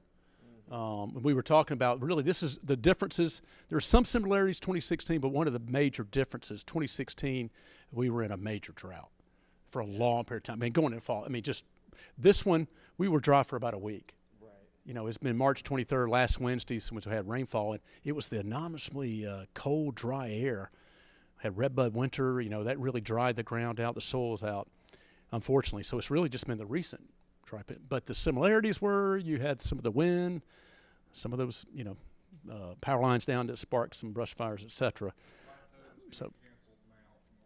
Okay, that's good. That line is moving off the plateau. So from the National Weather Service in Morristown, we are canceling the watch now. Good night, everyone. Sounds. So we're all. Once it moves on through. Once it moves on through. Like these showers are weakening for sure as they move in. Right. Sorry, Mike. No, that's okay. The showers are weakening right now, which is good. We don't have a lot of lightning out there. We don't have that intense line. That we had just a little bit ago. Right. So that's good. Yeah. That's good. A good sign that things, we're going to still have the wind. Right. Going to get some rain. Do we get a half an inch? I don't know. It's Well, I hope. Shutting off pretty quickly, like you were talking about earlier, the strong delineation of just shutting off the rain. I know. Well, it was some of the newer guidance came in. It gave us about 6/10, maybe just over half, hopefully, but it may not be uniformly that widespread. Somebody said forecast, please. Absolutely. Let's get right to it. Current wind gust, we're still looking at those winds gusting 30, 40, 50 miles per hour plus. We could see maybe a half inch to 3/4 inch in some areas. Others may only get closer to 1/4 inch to a half inch as far as the potential. So here's what we're looking at. That line, that S-shaped line, let's put this in motion. Actually, I have the next radar loop will do that. If you look at that line, it's weakened. It definitely is weakened a little bit. Let me slide on over just a little bit. As it was coming out of Middle Tennessee, look at that. It was pretty intense. It prompted a brief tornado warning, a little bit of rotation, briefly. Had a severe thunderstorm warning for Ray County, briefly. But now, yes, some good news. This is what we always say. Hey, we'll take the rain, just not the severe.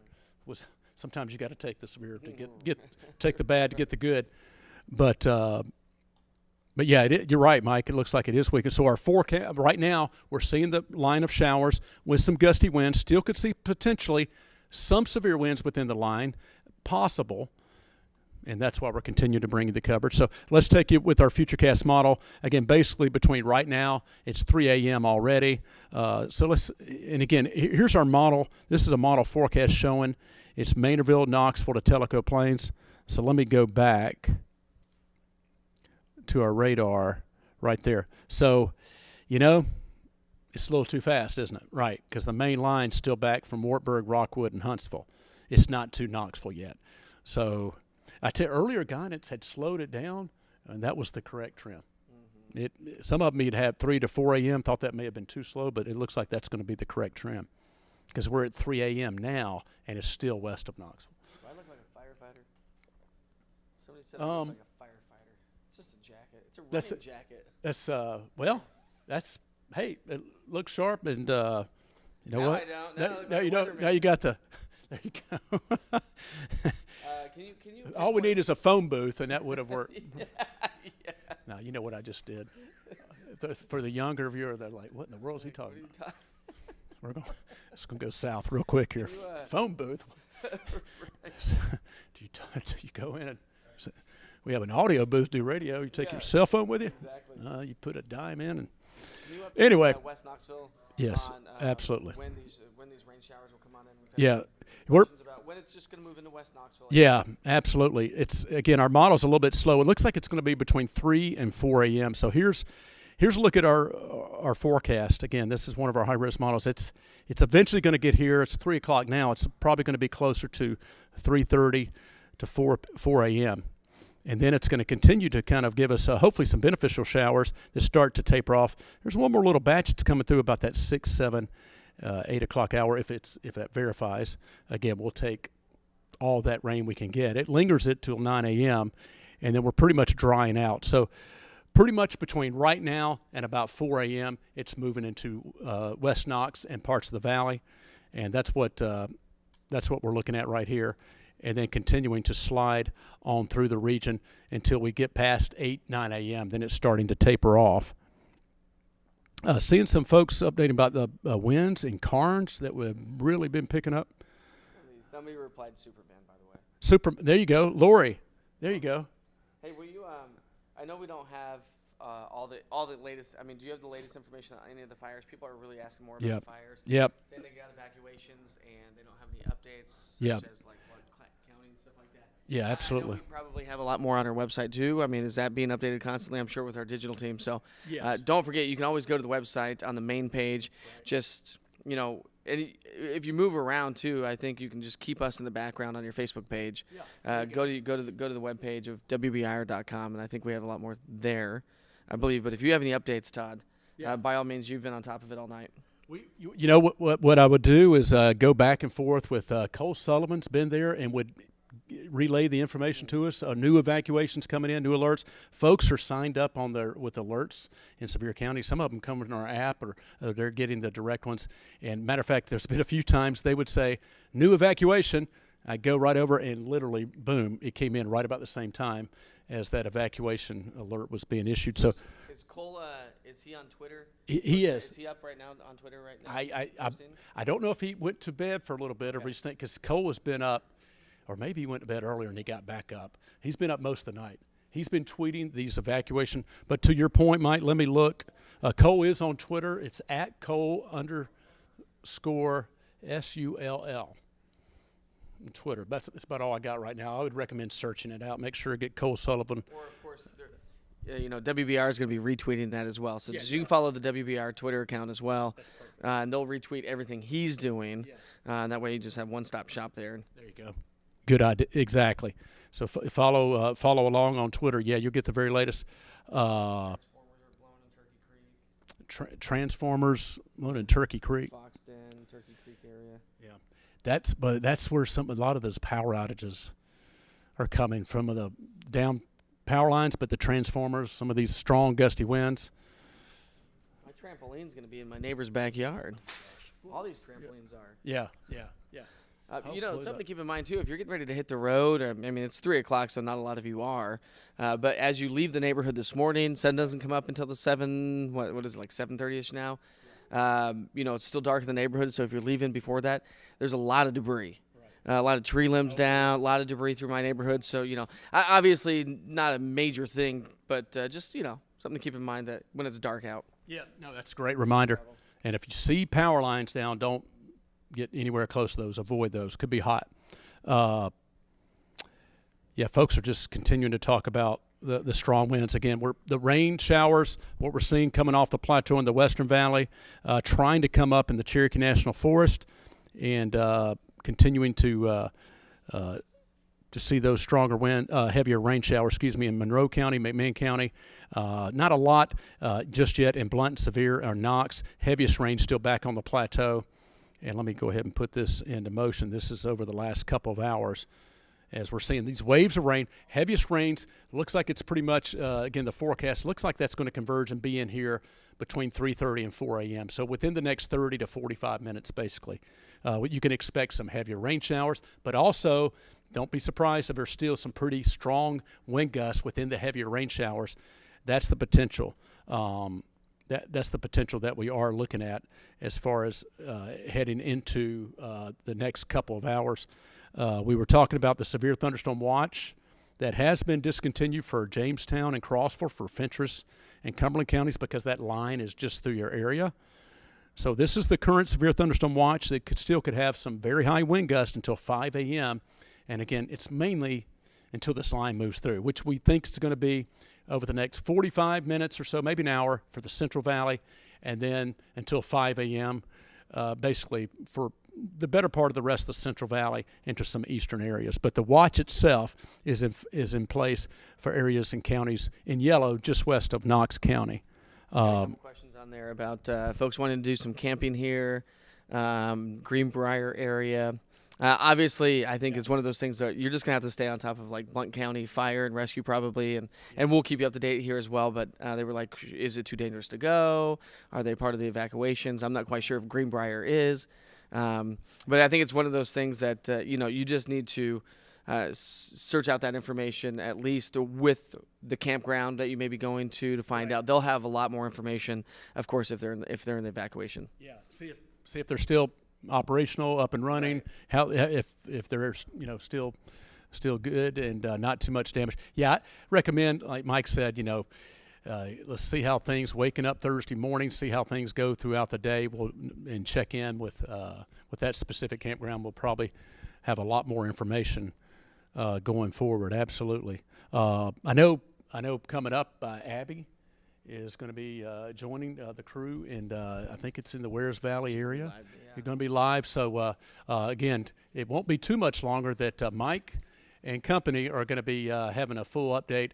I don't see any new information on the Wares Valley fire. We don't have any updated evacuation info that I'm seeing yet coming in. We appreciate the updated reports. So I don't have any. Mike was mentioning, we're giving some updates on the evacuations and wildfires earlier. Some of those were coming in steadily earlier. The Gatlinburg Convention Center is emergency shelter for any of the evacuations in some of those specific areas.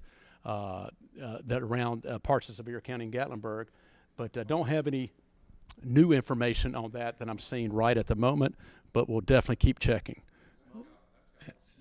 and passing that along. Interesting. Show the Sevier, show our Pigeon Forge camera or a Sevierville camera. Just show that because you can see the smoke. Oh, can you see it again? Yeah, it's not. That's not fog. It's impossible. This earlier, Look at that right there. Look at how hazy that is. That is And we were just getting reports that it was really smoky. Let's see. It said currently in Pigeon Forge, smoke and ash. Oh wow. Yeah, That's a lot more hazy than what it was earlier. At one point, Josh and I saw smoke coming over this ridge here. It was more of the good smoke plumes, and that got our attention because it's still the Wares Valley fire is still a good distance away. At one point, it was approximately 12 miles. It's less now because the fire, I think, spread a little bit more north, but still a little ways away. But when we saw that smoke, but no, Mike, you're exactly right. That's definitely more hazy. And even out here in the foreground here, it's less visibility due to the smoke than what we were seeing earlier. Yeah, that's crazy. Kevin Howard on Facebook saying Greenbrier is not currently in the evacuation area at this time. Whoever was asking about the camping in Greenbrier. I can't confirm that right now, but that's what Kevin's saying on Facebook. You know, and some other people on Facebook saying for the campers out there and say, listen, you know, we've got fires in the mountains right now. We've got some nasty winds, and you've been talking about it all night long. That the wind is not going, it's going to relax from what we saw yesterday, but it's still going to be a breezy day. Yes. And that's not going to help any situations, of course. And the rain, I mean, you know, you're looking at maybe 1/4 to 3/4 of an inch of rain. That is not going to put out a fire, unfortunately. Will it help mitigate it a little bit? Sure, maybe. But when you're talking about a forest fire, I mean, they're massive. Yes. It's going to take a lot of rain to really help that out, and higher humidity and cooler air, you know, all these combinations of things, but we don't have a whole lot of those combinations coming together necessarily. No, you're right. You're right. We need a really good soaking rain to put it all the way out, you know. So hopefully the firefighter efforts, and a lot of crews been coming from, we're getting reports they were coming from, you know, different parts of the state. Even out of state, I think they were sending in some help, but not just out of the area. We were continuously seeing, and yeah, that's definitely smoky and hazy every time I look at that. But we were seeing these emergency crews coming down the parkway, going toward the fire to help out, and I mean waves of coming from different areas. That's what that was. Out. My wife works at the hospital. She left Park West last night, and she got on the interstate. And she said she saw a slew of emergency vehicles going down the interstate, you know, Really? like just, she's like a ton. Yeah. She goes, what's going on? I told her that there's fire. I'm sure they're probably heading up to Gatlinburg area, or at least Sevier County. Right. That's it. You could see them going to it, and you know it's interesting. You know that commercial. Some people, when it's a disaster or something going on, you have people running away from it, but then I think it may be like an army or a military. Yeah. And then all these people going towards it. Marines are going toward it. Right. The heroes, the ones. So okay, we're going to fight that issue and problem, take care of it, get it out of there, and so we can be very thankful for the firefighters and a lot of volunteers who are staying up all night to help fight this fire, so we can be safe.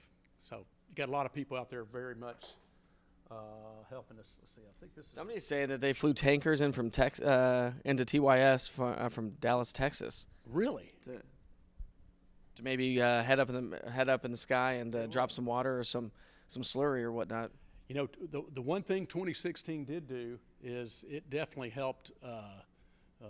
You know, obviously raise awareness, so that if any time you know there's a fire issue again, the response time was going to be very quick and very prompt, very immediate, and very thorough. So you're probably, as soon as some of this information got out, you probably had multiple agencies responding and bringing a lot of help to East Tennessee, which is very good news, encouraging to see. Got a nice line of showers moving their way into Rockwood right now. Roane County, Rockwood, so that'd be southern Morgan, parts of eastern Cumberland County. So you're talking places where, you know, we could see winds upwards of 65 miles per hour right there, just to the west of the Rockwood community. Yeah.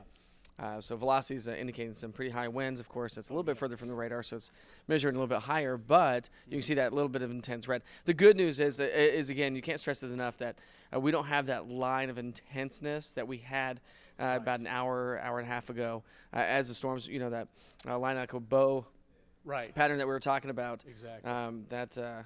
That's not the case right now. Right. But again, so it would be interesting. I based on the trends of the radar and stuff like that. The good news is it's trending down.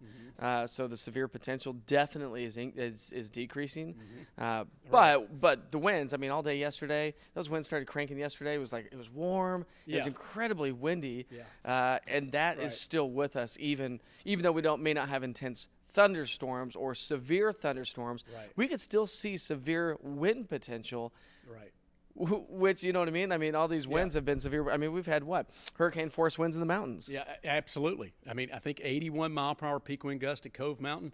And Mike, you're exactly right. We were talking about that earlier, that the National Weather Service, I think they did a good job of, say, hey, there's a weakening trend coming out of Middle Tennessee with this line in terms of the lightning, the overall energy available to produce, like you said, thunderstorms. But where you have heavy rain showers, you can still have those strong winds aloft that, that low-level jet. And some of those winds could be transferred down the surface just from the heavy rain showers, bringing some of those strong winds down. But, that's still the concern, that some areas could still see some of those severe winds. As this line moves in, we're just hoping for that will continue to show or stay below severe levels would be ideal. We're still going to have some strong gusty winds just because the wind field is still expected to be strong. But just from the radar loop, this is the last couple of hours. We notice the reds have diminished, obviously. So still little spots of potential. Yeah. Right there. See how that line of intense red is now just oranges and yellows. That's a good indication of a weakening trend. Right. Which again is great. And we're not gonna. When you have those thunderstorms, you have a better potential of tapping into those upper level winds and bringing it down to the surface. Right. Even though it's windy anywhere, either way you look at it, Right. At least we may not be tapping into some of those upper level winds quite as much. Yeah, exactly. Alex says fire updates, please. Yes, we don't. We have McMinn County brush fires. The last report we had around Athens, 4 or 5 small brush fires. And again, that's as of 11 p.m. So we haven't had a lot of new information coming in on some of the recent fires. We had 3 main wildfires, 3 main fires, separate fires. The Wares Valley Road, off Wares Valley Road, Wares Valley area fire. We had the Sky Harbor, that was a newer fire that developed off the spur in Gatlinburg, and the Hidden Hills and Owenby Hills subdivision area, and Hidden Hills area wildfire that was between Gatlinburg and Pittman Center, and near Gatlinburg, Pittman High School, and near the rec center. That was a third separate fire that did have some evacuations, Hidden Hills and Owenby Hills area. The Sky Harbor fire, and then of course the Wares Valley. Off of that Wares Valley, DuPont area has some evacuations being issued for South Rogers Road, the Y Road area, just south of Seymour. Some folks evacuating from the DuPont area further north up into the Seymour area. We saw Seymour Heights Christian Church open up their doors for shelter. We have quite a few areas that do have shelters open, including Gatlinburg Convention Center as well, if anybody's displaced or needs shelter. And so that's kind of a quick summary of some of the fire reports, just simply, and it may be just the hour of night. Crews are out working, and it's the wee hours of the early morning. We're going to have more information coming in, and for some folks, maybe shifts change, some crews that were updating new crews coming in, that type of thing. So I know coming up for your show as well this morning, y'all are going to have a lot of the updated, newer information coming in, and certainly that'll be forthcoming. About an hour from now or so? Yeah, 4:27 is when we come on. It's 3:24. Quick side note: Cassie Knoll's up tweeting and retweeting National Weather Service. She's still up. She's saying Blount County is asking folks to stay off the roads due to numerous downed trees and power lines and debris. So try to stay off the roads there. Blount County and Sevier County schools are going to be closed for the day today due to all this activity. Yeah, we reported, and I had to make sure Joshua made sure pointed out BCS Blount County Schools does not include Alcoa and Maryville City Schools. So that's not had to make sure it's not the. There's different school systems, BCS, and Sevier County, closed.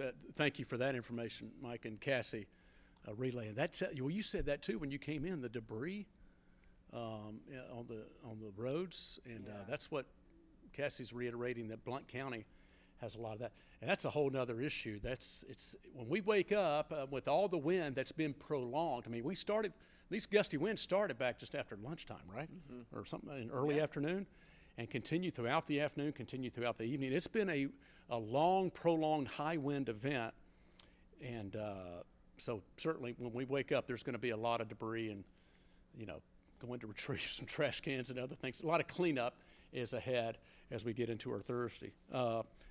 Cove, Cassie saying Cove Mountains already had a wind gust up to 85 miles per hour. That's a new peak. 85. Okay. Yeah. That's they tend to. Yes. Thank you, Josh. Josh, well, you got your new crew is here. They're all here. Great. You heading out? Awesome. Awesome. Yeah. Thank you, Josh. Josh Marler, ladies and gentlemen, keeping us all informed and safe. Does a great job. Take care, Josh, and drive carefully. Yeah, if you're getting up this Tell us morning. to hold the mic up. Oh, sorry. We're slacking on here. About 18 emojis. So they really mean it. If you're getting up early this morning with us as well, and you drive, if you're a driver for a trucking company or something like that, I was driving right next to a semi truck on my way here, and I was like, well, just travel safely. I mean, you see it before, like over in Wyoming and Colorado and the Great Plains, when we have these big, huge wind events, and you see toppled semi trucks over because the winds are so strong, and if you don't have a loaded truck, Right. to weight it down, something to keep in mind. So if you're getting ready to hit the road and you have an empty truck going to pick up some stuff, you might want to maybe just hang back if you possibly could. I know you probably can't, but Right. there's something to keep in mind. It is going to toss you around this morning. Wow. Well, thank you, Mike, for that heads up. You came in, you experienced it, and we're just out in it. Yes. Okay. So let's see. Parts of South Knoxville without power. Let's see. Alex Kane. Alex, have to go back, and you were saying something about the East Cove Road and Saddle Ridge Road. I'm not sure if that's a power outage. I'll try to. Y'all are obviously seeing all these messages. Hidden Mountain evacuating. How are we doing, Tim? Pretty reasonable. Good. Oh, awesome. Thank you. Here's that? that's mine at Are we putting those on now? battery. Is it working? What, this? This, Yeah, this is working. It's working. I just Yeah. heard these mics went nuts with that thing. Oh, that's what's going on. I'll figure it out. Okay. Thank you, Tim. All good. Is that for the show? Yeah, they got you fresh batteries. I would. It's good. We have a 4.5 hour morning show. Yeah, gosh. We need it. Get your good coffee ready to go. I would not have known. We were talking away, and then look down and say, "No sound. Your mic is off." And then it's like, "Oh, dead battery." Dead battery. So, we had to. I need to learn more sign language to communicate. Again, Carnes was talking about very strong winds. Let's see, power off in Carnes. Maybe the rain will help with the fires. Hopefully it'll help some, but as Mike pointed out, you need a really good soaking heavy rain to put fires out. So we're still going to have breezy winds on Thursday. That crews are still going to be out there battling and trying to help put out the fire more because the breezy winds are going to continue. So it likely will not be put all the way out. Thank you. And even though it's going to be breezy today, the National Weather Service is still looking at expiring the high wind warning and the wind advisory for all of East Tennessee coming up here at 6 o'clock this morning. So 2.5 hours, wind advisory expires. Does that mean that the winds die? No. That just means that the winds should start to relax below wind advisory criteria, Right. which here around the valley location, I believe it's 35 miles per hour or greater is the wind advisory. That's right. And for the mountains, the high wind warning, the winds should start to relax as well Yeah. as that low-level jet starts to work its way on out. Exactly, and we'll kind of maybe we'll take a look. Boy, all right, look at that. That just some. I think it's just raindrop. just rain. Oh, okay. I think. I was about to say Yeah. that. Oh, Yeah, that's that just is a raindrop on the lens. We're talking about this little thing right here. We were like, wait a second, what is that? No, that's just a raindrop. But the good news, some rain starting to hit the Camberlands in Sevierville, slowly but surely. Nothing too heavy yet, but some of those showers making their way in. Did they change it from 8 a.m. to 6? Yes, they did. Yes, it's 6 a.m. Yes, 6 a.m. They did, absolutely. I was talking about the wind advisory. Yeah. Sorry about that. Yesterday it was at 8 a.m. and I just saw that it's now They 6 did. a.m. That's exactly right. They did update that. Look, we're still 73 with sustained winds 36 miles per hour. And so here comes the line. It's backs off quickly just west of the plateau. And so again, there's the updated watch till 5 a.m. And I'm gonna rotate out with you here in a minute, Mike. We'll kind of do a oh yeah, you gotta get ready. Just realized that too. Where'd my computer go, Todd? Oh, did it just? Oh, there you go. One of those cables, man. Yeah, you want to hold this for a second? Yeah, absolutely. Go to. Take you back through an update here. Again, some of the showers, some of those rains starting to move in. Heaviest rain: Spring City, Rockwood to Wartburg, Tellico Plains, Sweetwater, and continuing to come up the valley. Overall, a little bit of a weakening trend, which is certainly good news in terms of the intense winds that we were seeing earlier. And here's a look at our model forecast. Still going to bring those showers through, again, up until about 8 or 9 a.m. and then dissipate the rain. So still looking at a couple more hours of potentially moderate to heavy rains and some gusty winds. And then, as Mike said, coming up at 6 a.m., the wind advisory and the high wind warning would be dissipating. All right, Alcoa Highway is frozen up right now, but there again is our current temperature. Let me take you back to what we're looking at as far as our Futurecast wind gusts. This is what we were looking at earlier, and I think that the model has updated. Wanted to give you an idea of how much longer for these strong winds. They're strongest right now. They've been strong in the last couple of hours, and there you go. I mean, and this is a model forecast, but that's encouraging. I know we're still looking at breezy winds coming in and a little bit more of a westerly direction, west-southwest Thursday. But as far as tonight, the winds are going to start relaxing as we go from 4 or 5 to 6 a.m. And then now during the morning hours Thursday, you'll have, some general, that model still wants to bring some 20 to 30 mile per hour winds in here. And, so unfortunately, I will say this, that's coming at a different, it's got a little bit, instead of a southerly direction, that's a little bit more of a west-southwesterly direction. So for any crews watching us or firefighters and even folks who are out there fighting the fire or have ways to give that information, I'm sure they have, you're obviously looking at all the wind information you can, but so a little bit of a heads up that winds will be shifting tonight, early this morning, from a southwesterly direction more to a westerly direction during the day Thursday into Thursday night. So we still have some breezy winds, but they'll be coming out of a westerly direction. So that just means the more rain we see tonight and the fire, all the crews that are there to help will certainly, what we can hope for, if even if it's not 100% containment, we're hoping for some containment, because much of the evening, Mike, it was 0% containment. It went from 250 acres to over 1,000 for the Wares Valley fire, and with still zero. That was back at this evening on Wednesday. So we're hoping that obviously the rain's going to help. The crews fighting the fire will help to get it contained and at least continue to nip away at it, even though it's still going to be breezy, perhaps for the next couple of days. So, we'll continue to keep you updated on that. So that's a look at what we're looking at going forward. Again, overall, there's a look at the last 6 hours, and you can see that's a weakening trend. That's kind of what our model was forecasting, that it would be, stronger coming in on the plateau and then weakening a little bit in the valley. And the watch includes the western half of the area, and so that's pretty much where some of the more focused winds will be. Still could see some stronger wind gusts, and then continuing to see a slow weakening trend over the next few hours. But got to pretty much get past that 4 a.m. hour till we see that take place. No power in Andersonville. No tornadoes. Again, just some heavier gusty winds, some heavier showers, but some gusty winds that still will be kind of strong at times. So going back, go ahead. And I tell you what, go ahead and you can look at that, and then you can load your show. Wow, look at that. I mean, this is a story right here.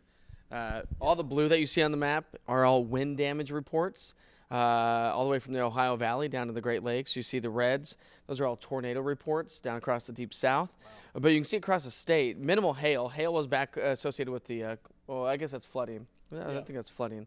Anyways, is that flooding? I think that's flooding potential. Let me double check on that. Different type of wind. I think it is flooding. Yeah, flooding. Flooding. Yeah. I thought it was. Either way, we. Have like where you is said, it? there are quite a few of those tornado reports. How do you clear that out? Oh, it hit the 3 bar and then. Oh. Sorry, it's not on my all clear. There it is. Anyways, the point of the story is this right here. I mean, you're talking some of this associated with thunderstorms, but some of this associated with just pressure gradient winds that we've been talking about, because we've not had severe weather necessarily around East Tennessee. And notice that we have in East Tennessee that we've had some wind damage reports. I'm sure these are going to come in a lot more here through the morning hours. Right. But even over in Blount County, we haven't had any thunderstorms over there, and so No. we've just got damaging winds associated with just the wind that we've had. Just the strong winds, even before there was any rain or a line moving in. Okay, I tell you what, Mike, I'm gonna let you. Maybe have you got your show? You want to load? I your got to get my show? show up and running here. Well, I tell you what we may do, we may decide to go ahead. Mike's got to get ready for the show. We're going to probably go ahead and transition, and we will be having all the information coming up in less than an hour, coming up on 10 News Today, and we certainly hope folks have a good rest of your night and morning. Again, the very latest on the wildfires. The rain's moving in. Thankfully, a little bit of a weakening trend, and so hopefully that continues while we can get as much rain as we can hopefully squeeze out to receive. And then certainly Mike and crew will be keeping you updated coming up. I appreciate you coming in early on a busy early Thursday morning, Mike. Well, why don't you get all under and get all ready to head on home and. Yes. And get some sleep. It's 3:30 in the morning. We're going to be coming up here. Drink some more water. Yeah, drink some more water. Don't drink coffee yet because you got to go get some sleep here. Right, we really appreciate you, Todd, and thanks for staying here all night long. We are going to continue. You're more than welcome to stay with me if you want. We can keep the Facebook going, and I'll chat every once in a while, but I do have to get ready for the show.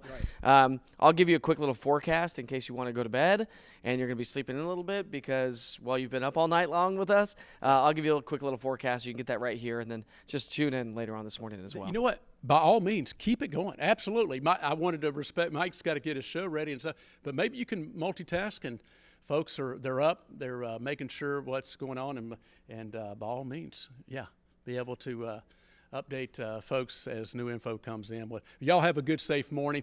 Get some rest, and we'll certainly hope for the best, and maybe we'll hear some good news coming about the fires and the crews that have been out there working very hard. We definitely have a lot of people to be thankful for who are helping to keep us safe. So, all right.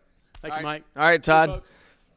And he's off, folks. And he's off. Go ahead and just walk in front of the camera. It's fine, Todd. You don't need to duck. And the crew in the back.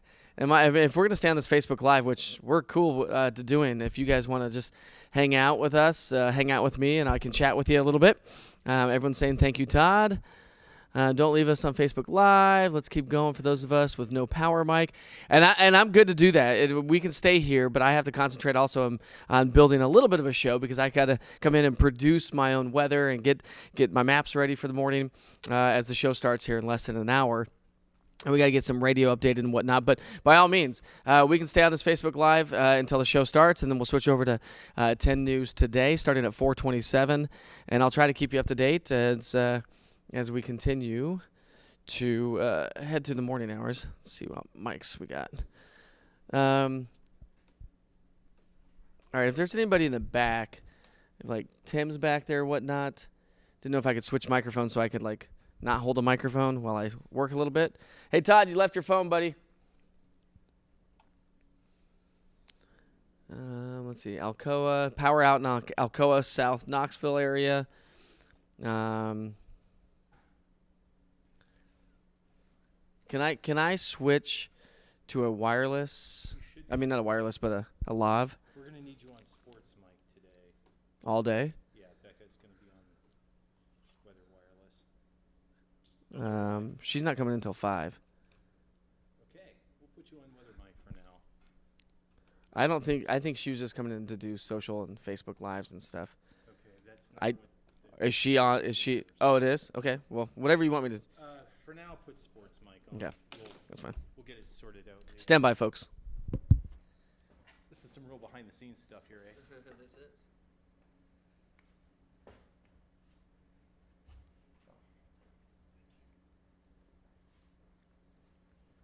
Todd, thank you very much, sir. See you, Todd. Where is the weather IFB?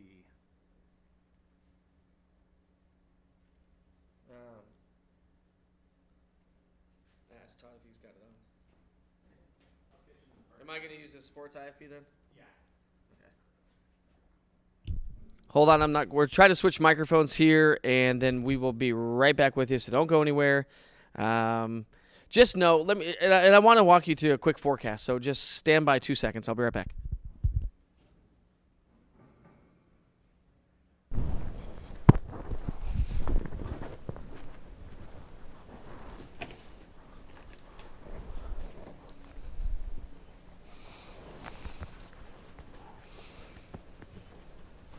If I can switch to the sports mic for and if I can get an IFB for the Facebook Live, so I can work a little bit and chat with these people, if that's possible. I can't hold I can't hold a handheld.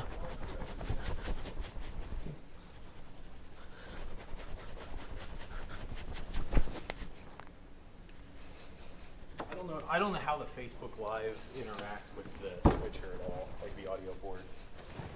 I don't know, but somebody back there surely knows, right?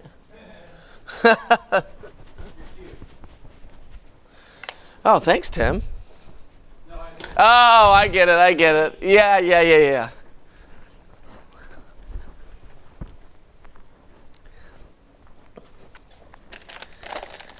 All right, we're coming back here. Just give me a moment, and I will walk you guys through a forecast in case you wanted to head back to bed, if you possibly can. So stand by with me. Just one more second, folks.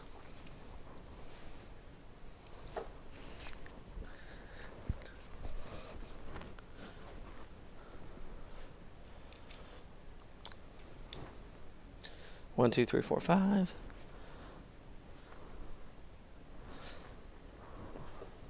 All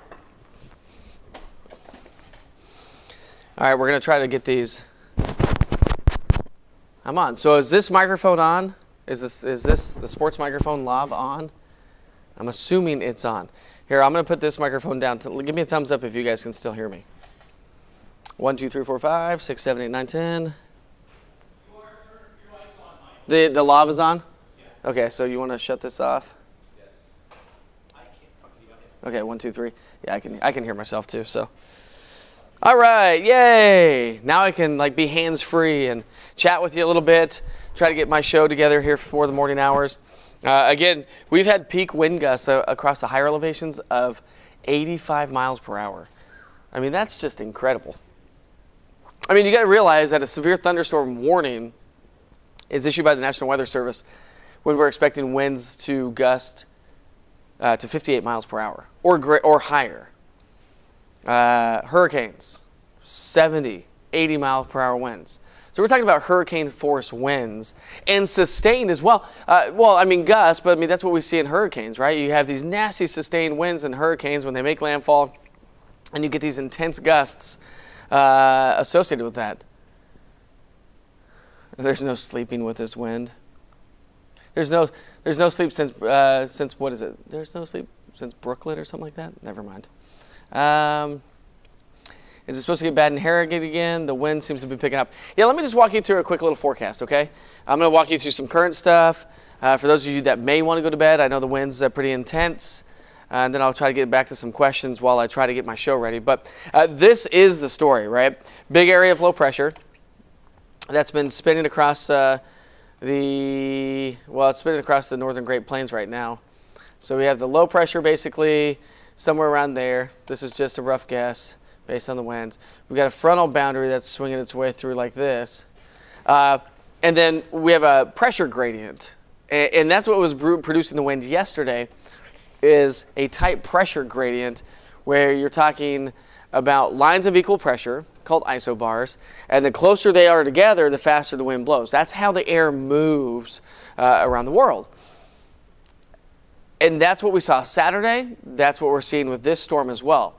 The wind is not associated with thunderstorms. The wind is just literally associated with how tight that pressure gradient is. It's called a pressure gradient wind, and that's what's been producing all the wind.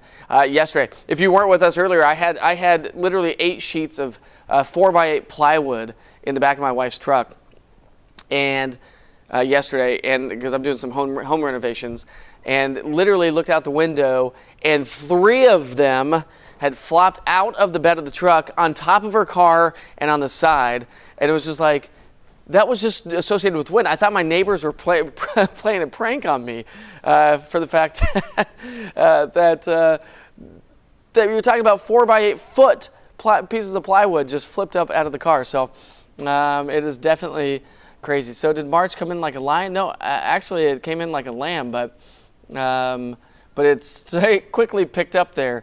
What was that? Cortland, I guess that is.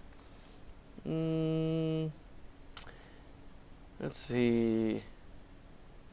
How's the weather in Pigeon Forge? I mean, it's windy. Got a little bit of rain along the parkway. We got a lot of power outages and stuff like that. Okay, so quick little forecast for those of you that want to go to bed. We have 640 people on here. Here we go.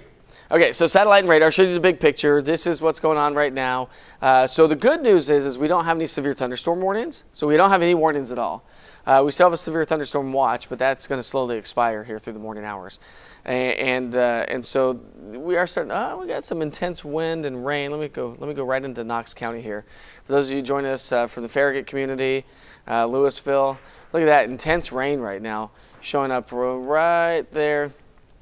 Well, I just picked up the local radar, so I guess it's not as intense, but it's heavy wind and rain from Lenore City through Louisville, Farragut, Friendsville area. This is going to be working its way towards downtown Knoxville and along Interstate 40. So the other thing is we have so much wind right now that when the rain comes in, like the rain that we're seeing down in Loudoun County and parts of Blount County and over and across the Cumberland Plateau, that's going to be wind-driven rain. It's going to be hard to see. We can tell you, but you're going to be back on this mic for the show. Oh, that's fine. Do they want to switch me now? Just so I'm. If you want to. Yeah, why don't we just switch now? Am I going to get it on weather mic? Let me get it on weather IFB2 then. Hold on. We're going to do a quick little mic switch here. Maybe.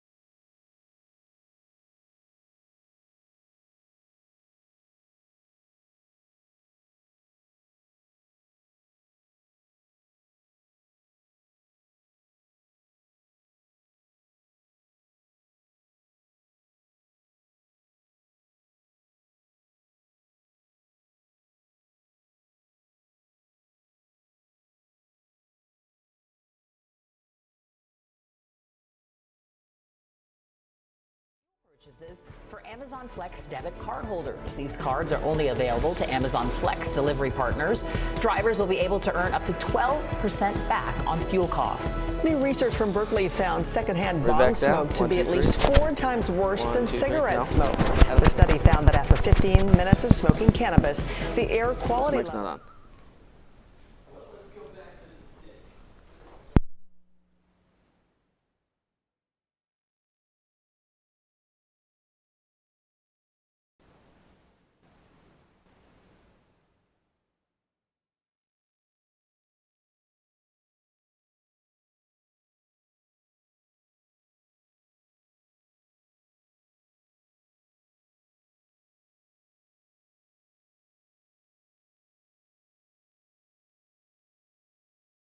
Hold on. Hold on a second. Hello, hello. Can you hear me now? Can you hear me now? Yes. I hear you saying 1, 2, 3, 1, 2, 3. Apparently the national feed was coming through. Oh. So now am I good now? Got me. Okay, we're just going to leave that there. We have 2 people's mics on that feed. Now it's back off. I think you're stuck with the stick.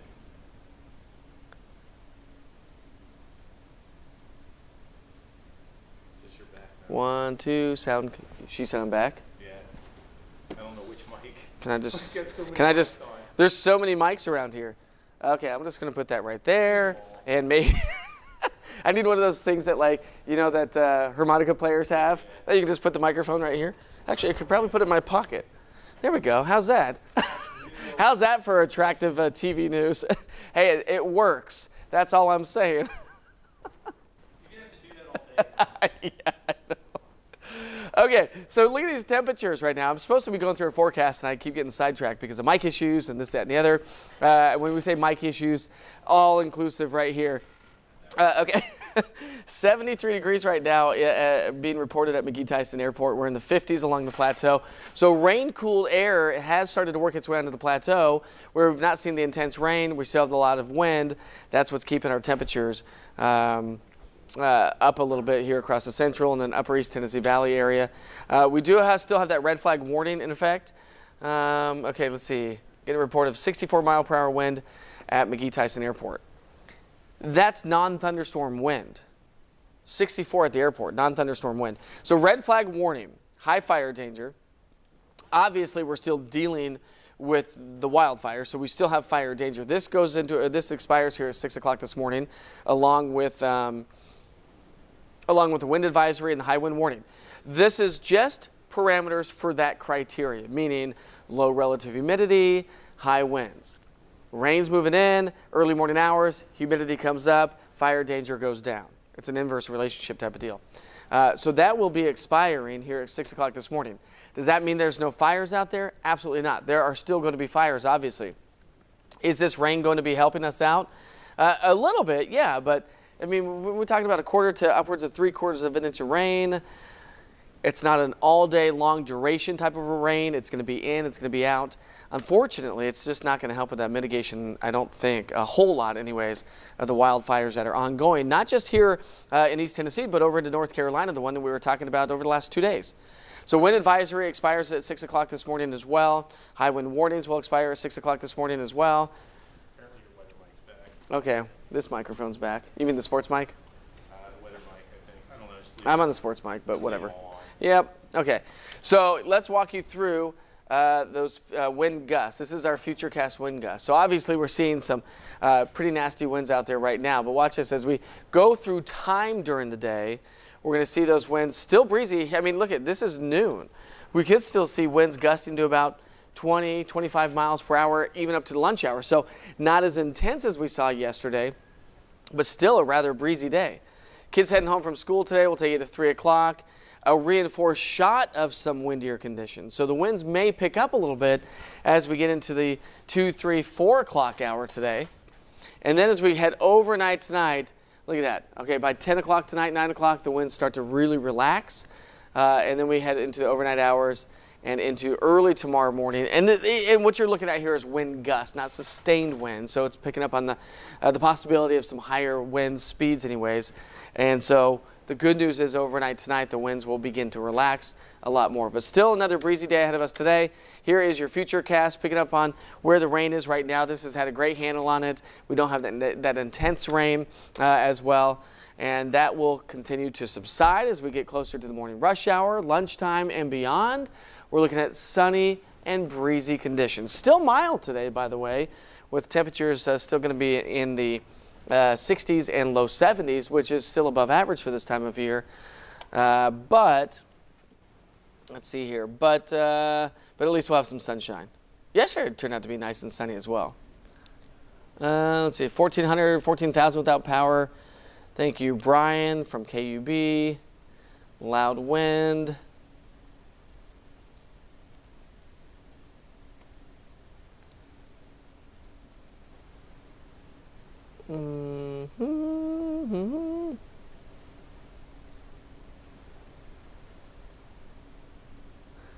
Okay, let's see here. I'm just trying to catch up on some of these messages.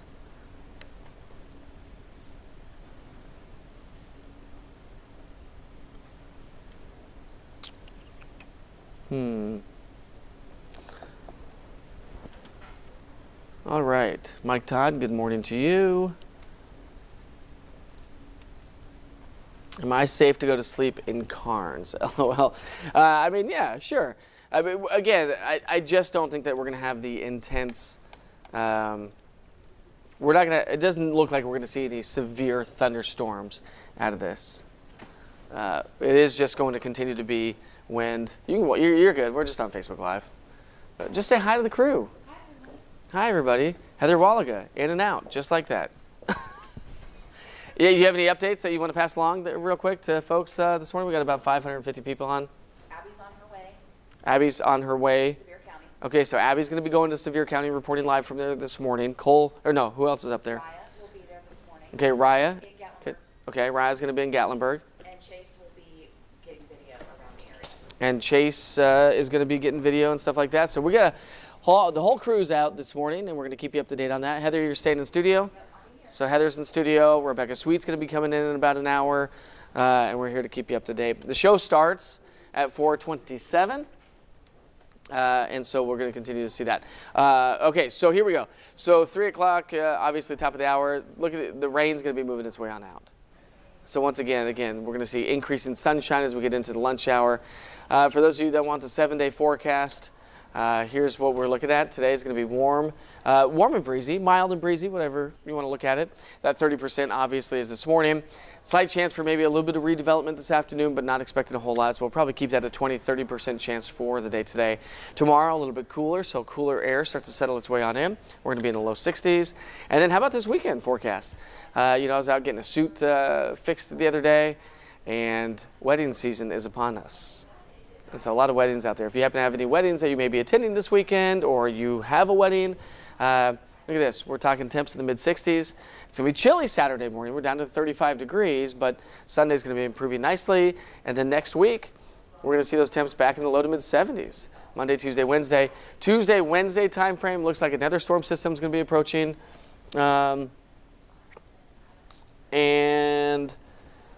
And so we're going to be tracking that, of course. And I'll highlight that during the morning show as long as I can get some maps updated here.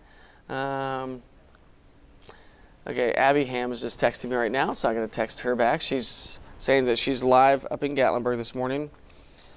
And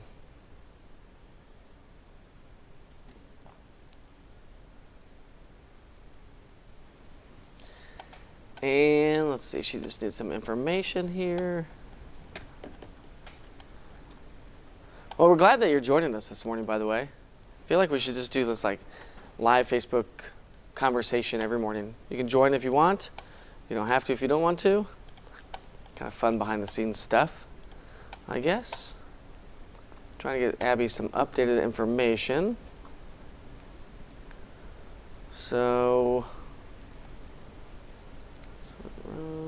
Chattanooga. So bear with me here, and then I'll get you back to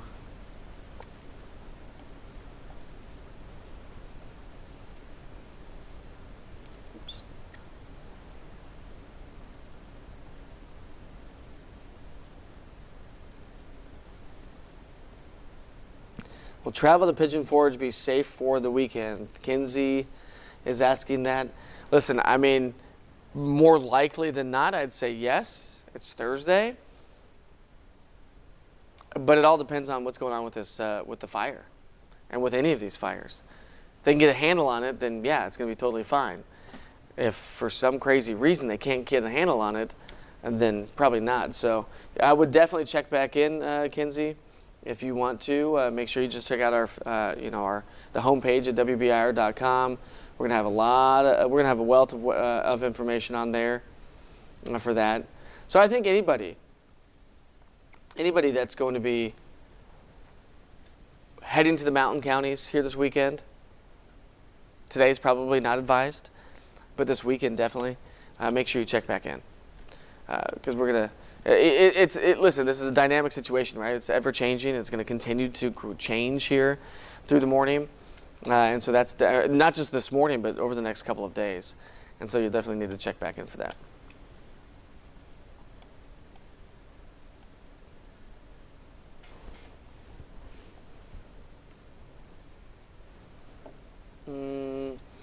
Joy, how are the fires in Seymour?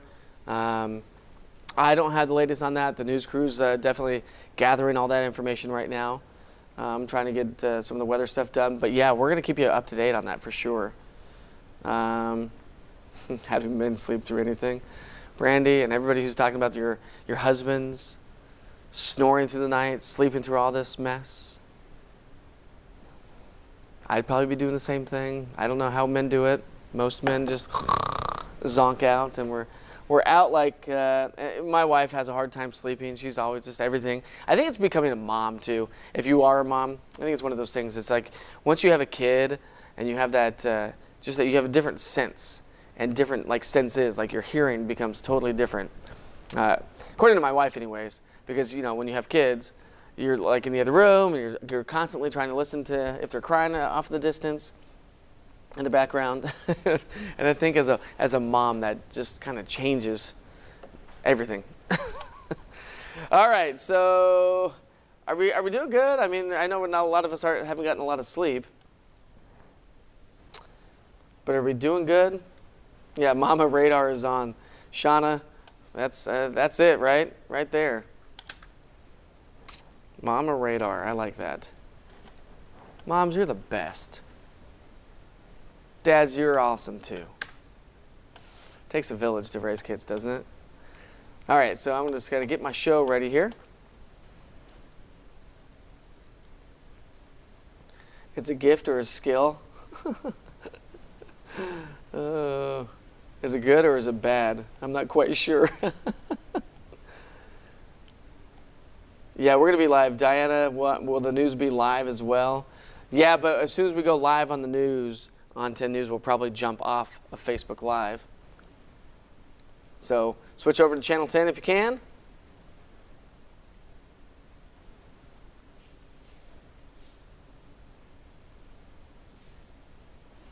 Jessica, this mama's up too. Good morning to all the mamas. We couldn't live our lives without you, I'm going to need more coffee, too. We had baseball last night until 8 o'clock. Like, none of the family got to bed until like 9, almost 9:30. Nuts. Practice was at 7. We had a ball game at 6:30, practice at 7 for the other kid. Home by 8:30, showers, getting into bed. Hey, Bobby, I need more coffee. That's Bobby in the background. We always razz each other. Or I just razz him. I don't razz him. He razzes me too. We're on Facebook, Bobby. Facebook? Bobby says hi. All right. Let's see here. So stick with us. I'll keep glancing down. I'm just going to get some maps updated here because the show starts in just a short while. The severe thunderstorm watch continues here at this hour for 8 counties. No. I think the watch has expired.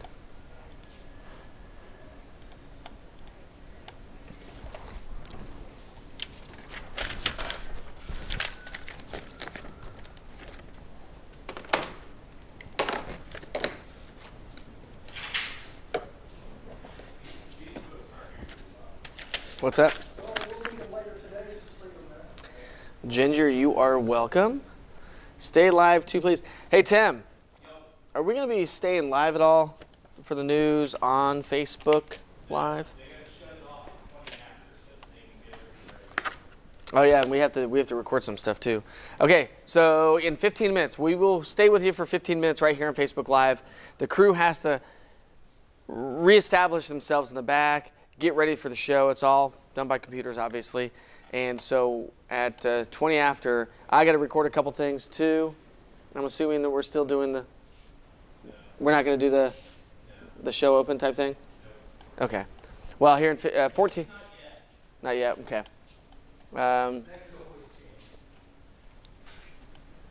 So yeah, 14 minutes. We're going to shut this down. We're going to get back on here in just a few minutes.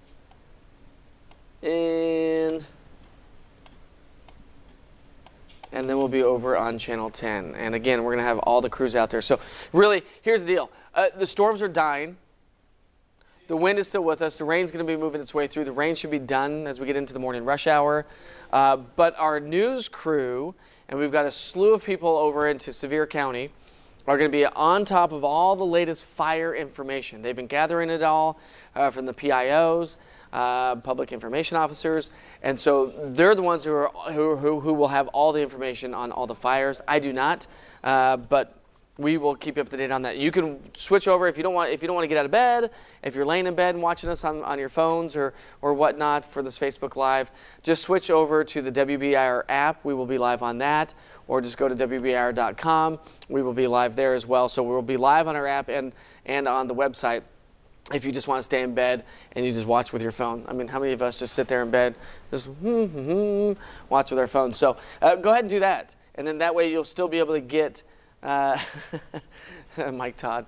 We'll still be able to get all the latest information right there from your cozy bed, and you don't have to get out if you're not going to be going to sleep.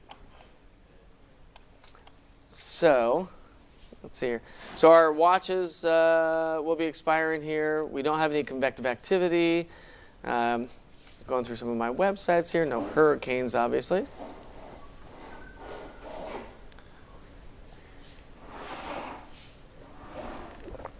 Thanks for sticking with me this morning, and Todd for much of the night as well.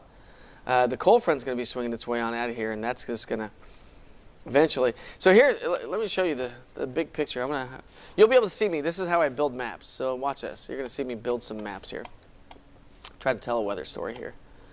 So we're going to do this. Now, the pressure is on. Map builder.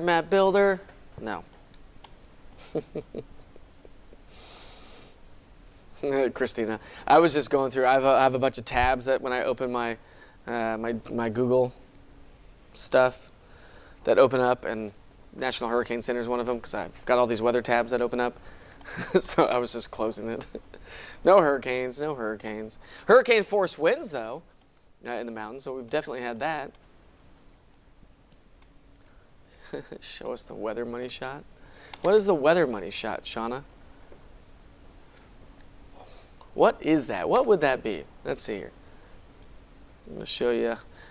I don't even know. We're going to get it going here. So this is the regional picture of the wind advisories and high wind warnings. Again, right along this, the leading edge of this front, these will be expiring today. It's not going to be a windy day necessarily, but it is going to be a breezy day. So let's change that.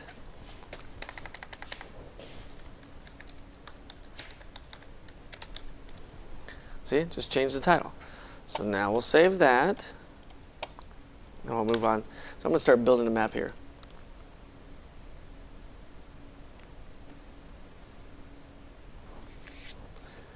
Hey, Jen Johnson. Yeah, I mean, I know, definitely a serious situation. No doubt about that. I just don't have all the information on the fires. And I've got to build my maps for the show. So that's kind of what I'm doing right now. So definitely not trying to not be serious for you, so I apologize if I was that taken out of context, I guess. Okay.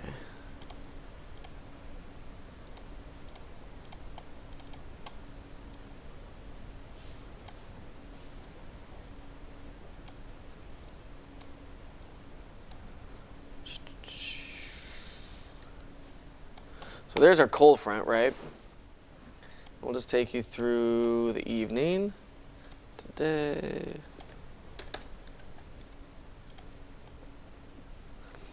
Hey, Skylim, we're going to have Gatlinburg updates coming up here at 4:27, so make sure you tune in. Either download the 10 News app and we'll be live over there, or tune in to WBIR or .com, or of course 10 News Today is going to start here at 4:27. We'll have the news crews will have all the fire updates for you folks. We are not going to not update you at all. We're going to get those updated here. And of course the news crew and Abby Ham is going to be out and about in Sevier County. Raya Catena is going to be out there as well. And so everyone's going to be on top of this situation here this morning, as we'll give you the latest for the fire weather updates for sure. I'm just trying to build some maps. I got to get some stuff ready for the show, and so we're just going to stick with you here. But watch this, okay? So I just built this map. Here we go. Well, here's our cold front. Cold front's going to be sliding its way east, takes the showers and thunderstorms with it, and then high pressure is going to build in, and that will begin to relax and weaken the wind. Remember, we were talking about lines of equal pressure earlier, and the isobars, those lines that you see on the screen there, those are called isobars. Those are lines of equal pressure. And the closer they are together, the faster the wind blows.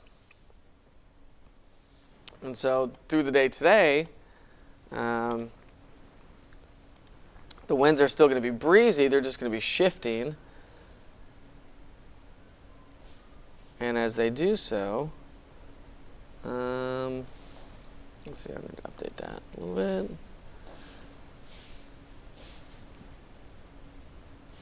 There we go. As they do so, the winds will begin to relax.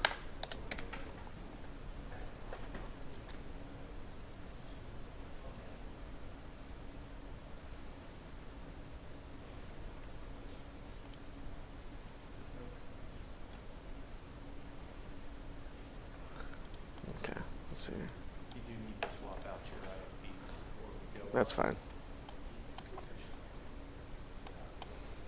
Okay, so there's that. Let's see.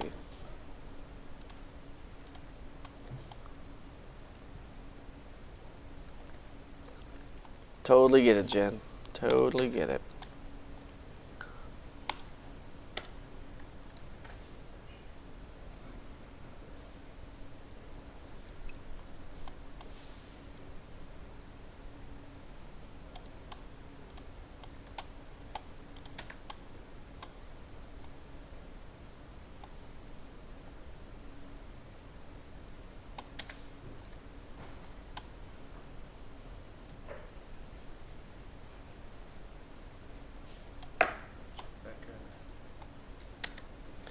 Well, on the tail end of the storm system, we've got tornado warnings down into Florida.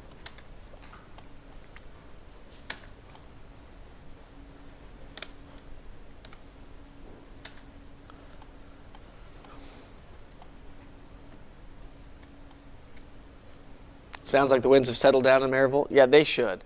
Again, about 2 to 3 o'clock was our peak wind that we were anticipating.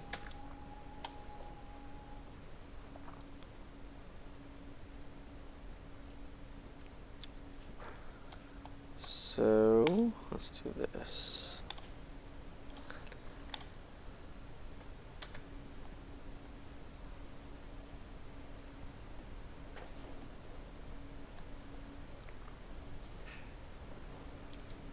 Thank you, Jen Johnson, saying Blackberry Mountain in Walland, not Blackberry Mountain, not Blackberry Farm, Blackberry Mountain in Walland is one of the fires, current fires.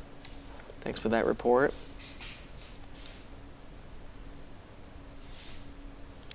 So that's East Miller's Cove or Walden Creek. I know where that is. Mike Todd, you have a great day too, sir.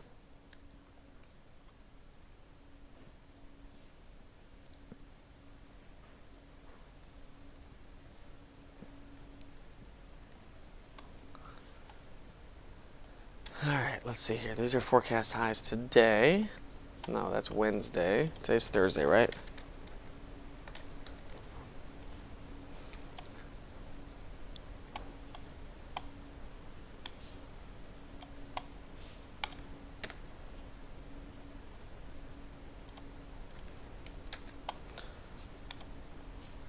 4:16. The show starts in just 10 minutes.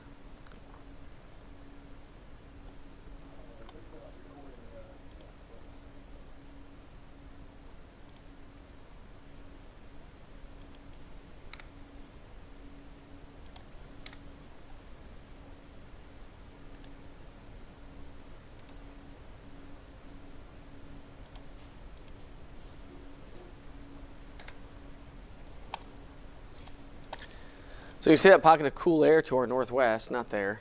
That's next Wednesday. Pocket of cool air to our northwest. That's what's going to head our way as we get into the day tomorrow. Severe weather potential dies down. That's moving to, if you have any travel plans to the eastern seaboard, Augusta, Georgia, Charlotte, Raleigh, Norfolk, Roanoke, D.C., Myrtle Beach, Charleston. As this cold front swings through, that's what's going to produce severe weather over there. But here locally, we're not going to see much more activity as things begin to wind down. Let's see here. 7 o'clock tonight, so today.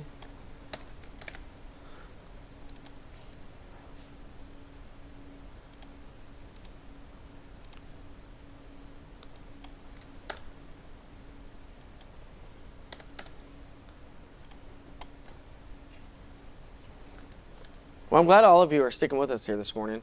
Kind of seeing a little bit behind the scenes of what we do every day, and some of that a little bit more than others. But so here's the good news. Ready for this? High pressure is going to build in, and that is going to relax those winds.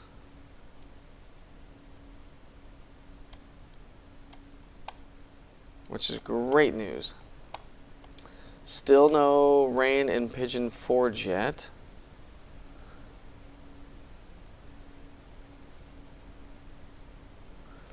So, let's see, Friday.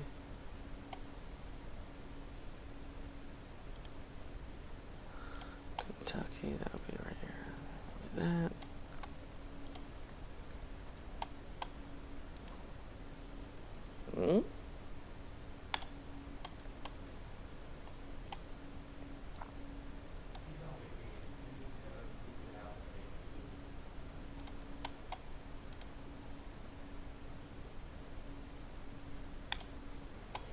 There we go. There's our ridge of high pressure. So that's what's going to be building in. So this is the great news. Our cold front moves on out, high pressure builds in, and so it's not tracking tonight's storm, but you can see how high pressure is going to move its way on in, and that is going to leave us with plenty of sunshine as we get into, well, good morning, Rebecca Sweet. Hi. How are you? Have you been on this Facebook Live this whole time? Yep. Everybody, Rebecca Sweet's here now. Told you we're going to have the whole crew in here. Can winds pick up on radar and make it look like rain? Diana Jarvis, yes. If it's picking up debris or dust or smoke, you've been able to see that with some of the fires earlier. Yesterday you could see that on radar. It was picking up on some of that debris. She's not wearing makeup yet, and she left her computer at home, so she's gonna have to go and get that. This. You left your computer at home? Mm-hmm. Couldn't sleep, huh? Could you sleep? Well, we were just having that conversation on Facebook Live, actually, how men can sleep and moms can't. Yeah. So husbands are sleeping and wives are like wide awake, and everyone's like, and we were talking about it as kind of a mom thing, I think, for the fact that I mean, other moms like woke listen me to up at like 1 a.m. Like I could not, like they were so loud. And then I just started looking at all of the, I started looking at all of the things online and social media of all those fires that were happening, and We're shutting Facebook down. All right, let me give everyone a heads up. All right, Facebook, we need to shut down because the crew in the back needs to get ready for the show. We're going to be switching over to 10 News, so make sure you check us out. At 4:27 is when the show starts. So if you want updates on the wildfire, on your forecast, on anything that's going on for the day today, we're going to be very, very hyper-local in the Gatlinburg and Sevier County here through the morning hours. We're going to have updates there. I'll give you an update on the forecast here. Rebecca Sweet's going to give you updates here through the morning hours as well. We've got all of our crews out there. If you want to, switch over to Channel 10 on NBC. If not, just go over to our WBIR app or WBIR.com. We'll be live there as well. So we've got to say good morning, good night, see you later. Hope you're safe. Please be safe with each and every day, and of course today. And if you have friends and family members over in the Sevier County, of course, thoughts and prayers to them throughout the day today. We'll see you soon.